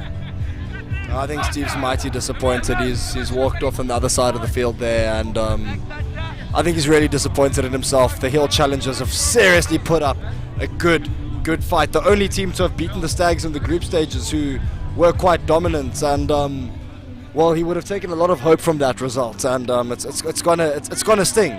He's the captain. He's put in so much effort into this team, and put up a really good fight up until now, and unfortunately I think it's looking like the Hill are probably gonna crash out at this stage and the Platties will go through. It is looking that way. but you'd have to say the Hill let it slip in the field a bit. They had the Platties under immense amounts of pressure, and perhaps good batting by the Platties, good running between the wickets, and maybe a little bit of sloppy fielding has let the Platties get off to a very defendable total. We said it from the start. And just another single there, but it's just not enough at this stage. Yeah, Steve also scoring 3 of 7. Really, like, guys needed to be swinging and scoring runs from a little bit earlier. And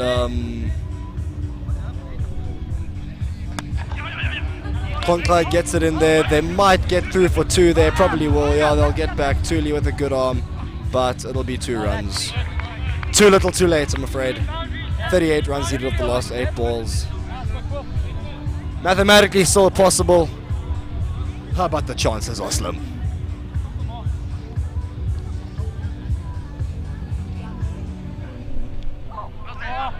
Another big heave. And they'll get through for that single run there from Konkla. Really good bowling performance from the Platypuses, restricting the Hill as they've done. Yeah, they pulled it back very, very nicely after that quick start by the Hill. Oh, and a missed stumping opportunity there by Dan Scholz. Tough one though on this pitch. Don't think it's going to matter much though at the end. Still one ball left in the over according to the scorers here. Or was there? Apparently a bit of confusion out here. Again, if this one goes for 6, it could be interesting. And now it is turns out to be over. Scorers lost the plot a bit at the front here. Yeah, 37 needed off the last over, and it certainly is bar an absolute miracle, including some serious extras and some clean striking of a cricket ball, which is highly unlikely at this point. That is the end of this one, folks, with the Hill losing out to the Platties. But here we are with the last over. Mike Skills coming in to close out his spell, going for 1. Well, he's got 1 wicket and having only gone for 12 runs in his first 3 overs. Another good performance. See on my phone now, I've received a WhatsApp request for a shout out. No doubt, Jason Vermeer, would love to have had you here with us today. Busy working on a 10-page essay due tomorrow. But you see, time management, Jay, you could have been here if you worked harder earlier, mate. Like you worked very hard for the Shrews the other day. Ed Grayling getting involved, saying it's going to be a Platty Heat final. Really, really backing the Heat to beat the Stags tomorrow, it looks like it. And, well, that's even if there is a game, because the rain forecast is in for tomorrow, and it's saying 70% precipitation throughout the whole day. And, well, if it were to rain and there would be no cricket, the Stags would go through based on their position, finishing first on the log. So, Stags fans out there will be backing their team to get through by playing cricket and getting through anyway. But if the rain were to come, the Stags would go through. But of course, that wouldn't be a great way to go through. And the Hill will get a consolation boundary towards the end here. 4 runs there available for Odwa Konkla. Yeah, and as it stands, we're in the other semi-final. You know what? If the Stags don't beat them, the rain will. So we'll see how that match will, of course, be streamed live tomorrow evening at 6:30. You will see the 3 of your commentators for this evening in action. Be sure not to miss another scintillating semi-final for the RIPL. Has another big heave across the line there. Just Konkla and ADT will trundle through for a quick single. Just 2 balls to go here in this one, and it is game, set, match for the Platties. Just a formality, these 2 balls remaining. Oh, ADT goes long, but not long enough. Oh, fielder made an absolute mishap of that one, and it goes for 4. Came steaming in from the boundary, only to find that the ball had actually gone over his head. I think he's going to drink for that one later, ladies and gents. And that is the game.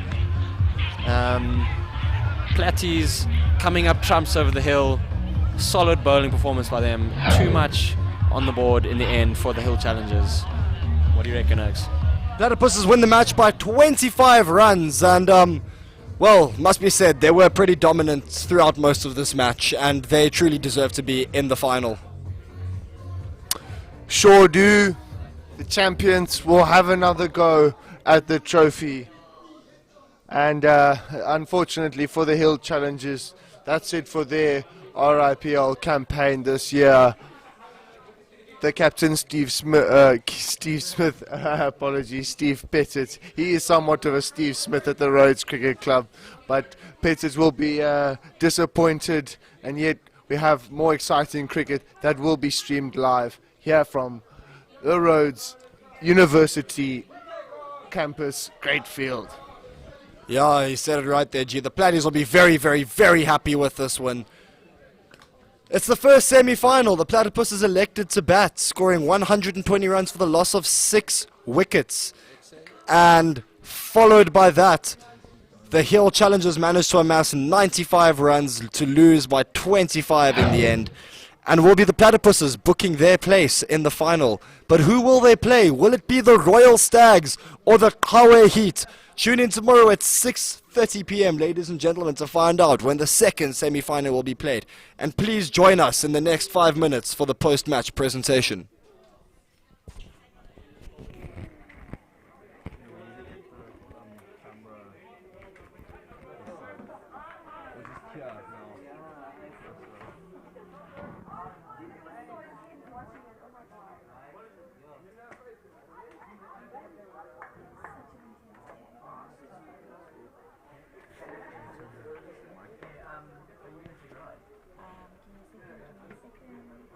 Okay, so we're doing the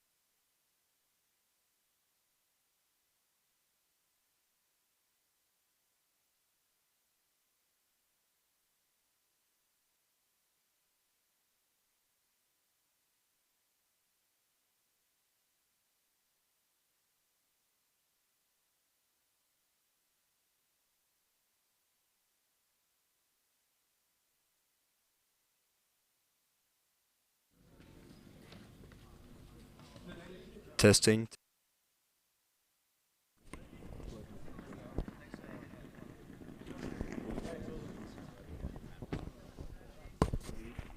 Truly around, eh?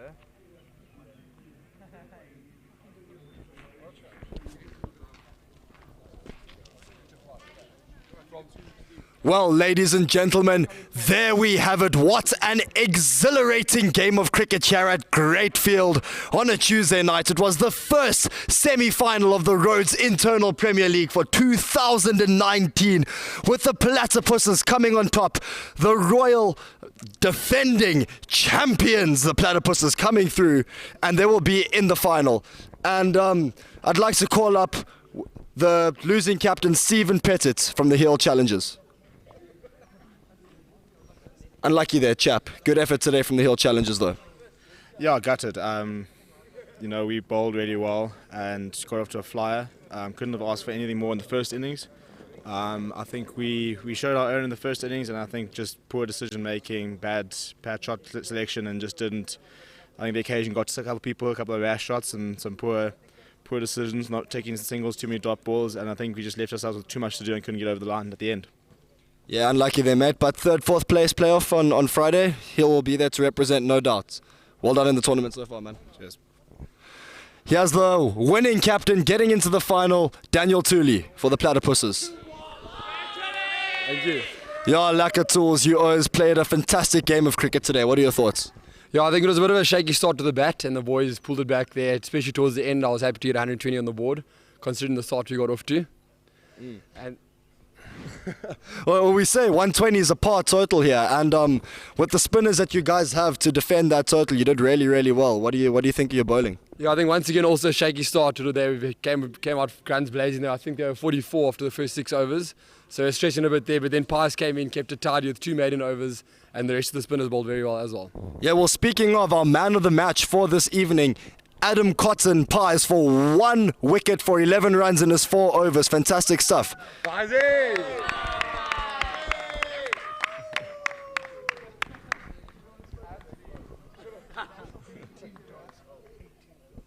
18 dot deliveries from the man on my right, ladies and gentlemen. Congratulations, Adam. Thank you.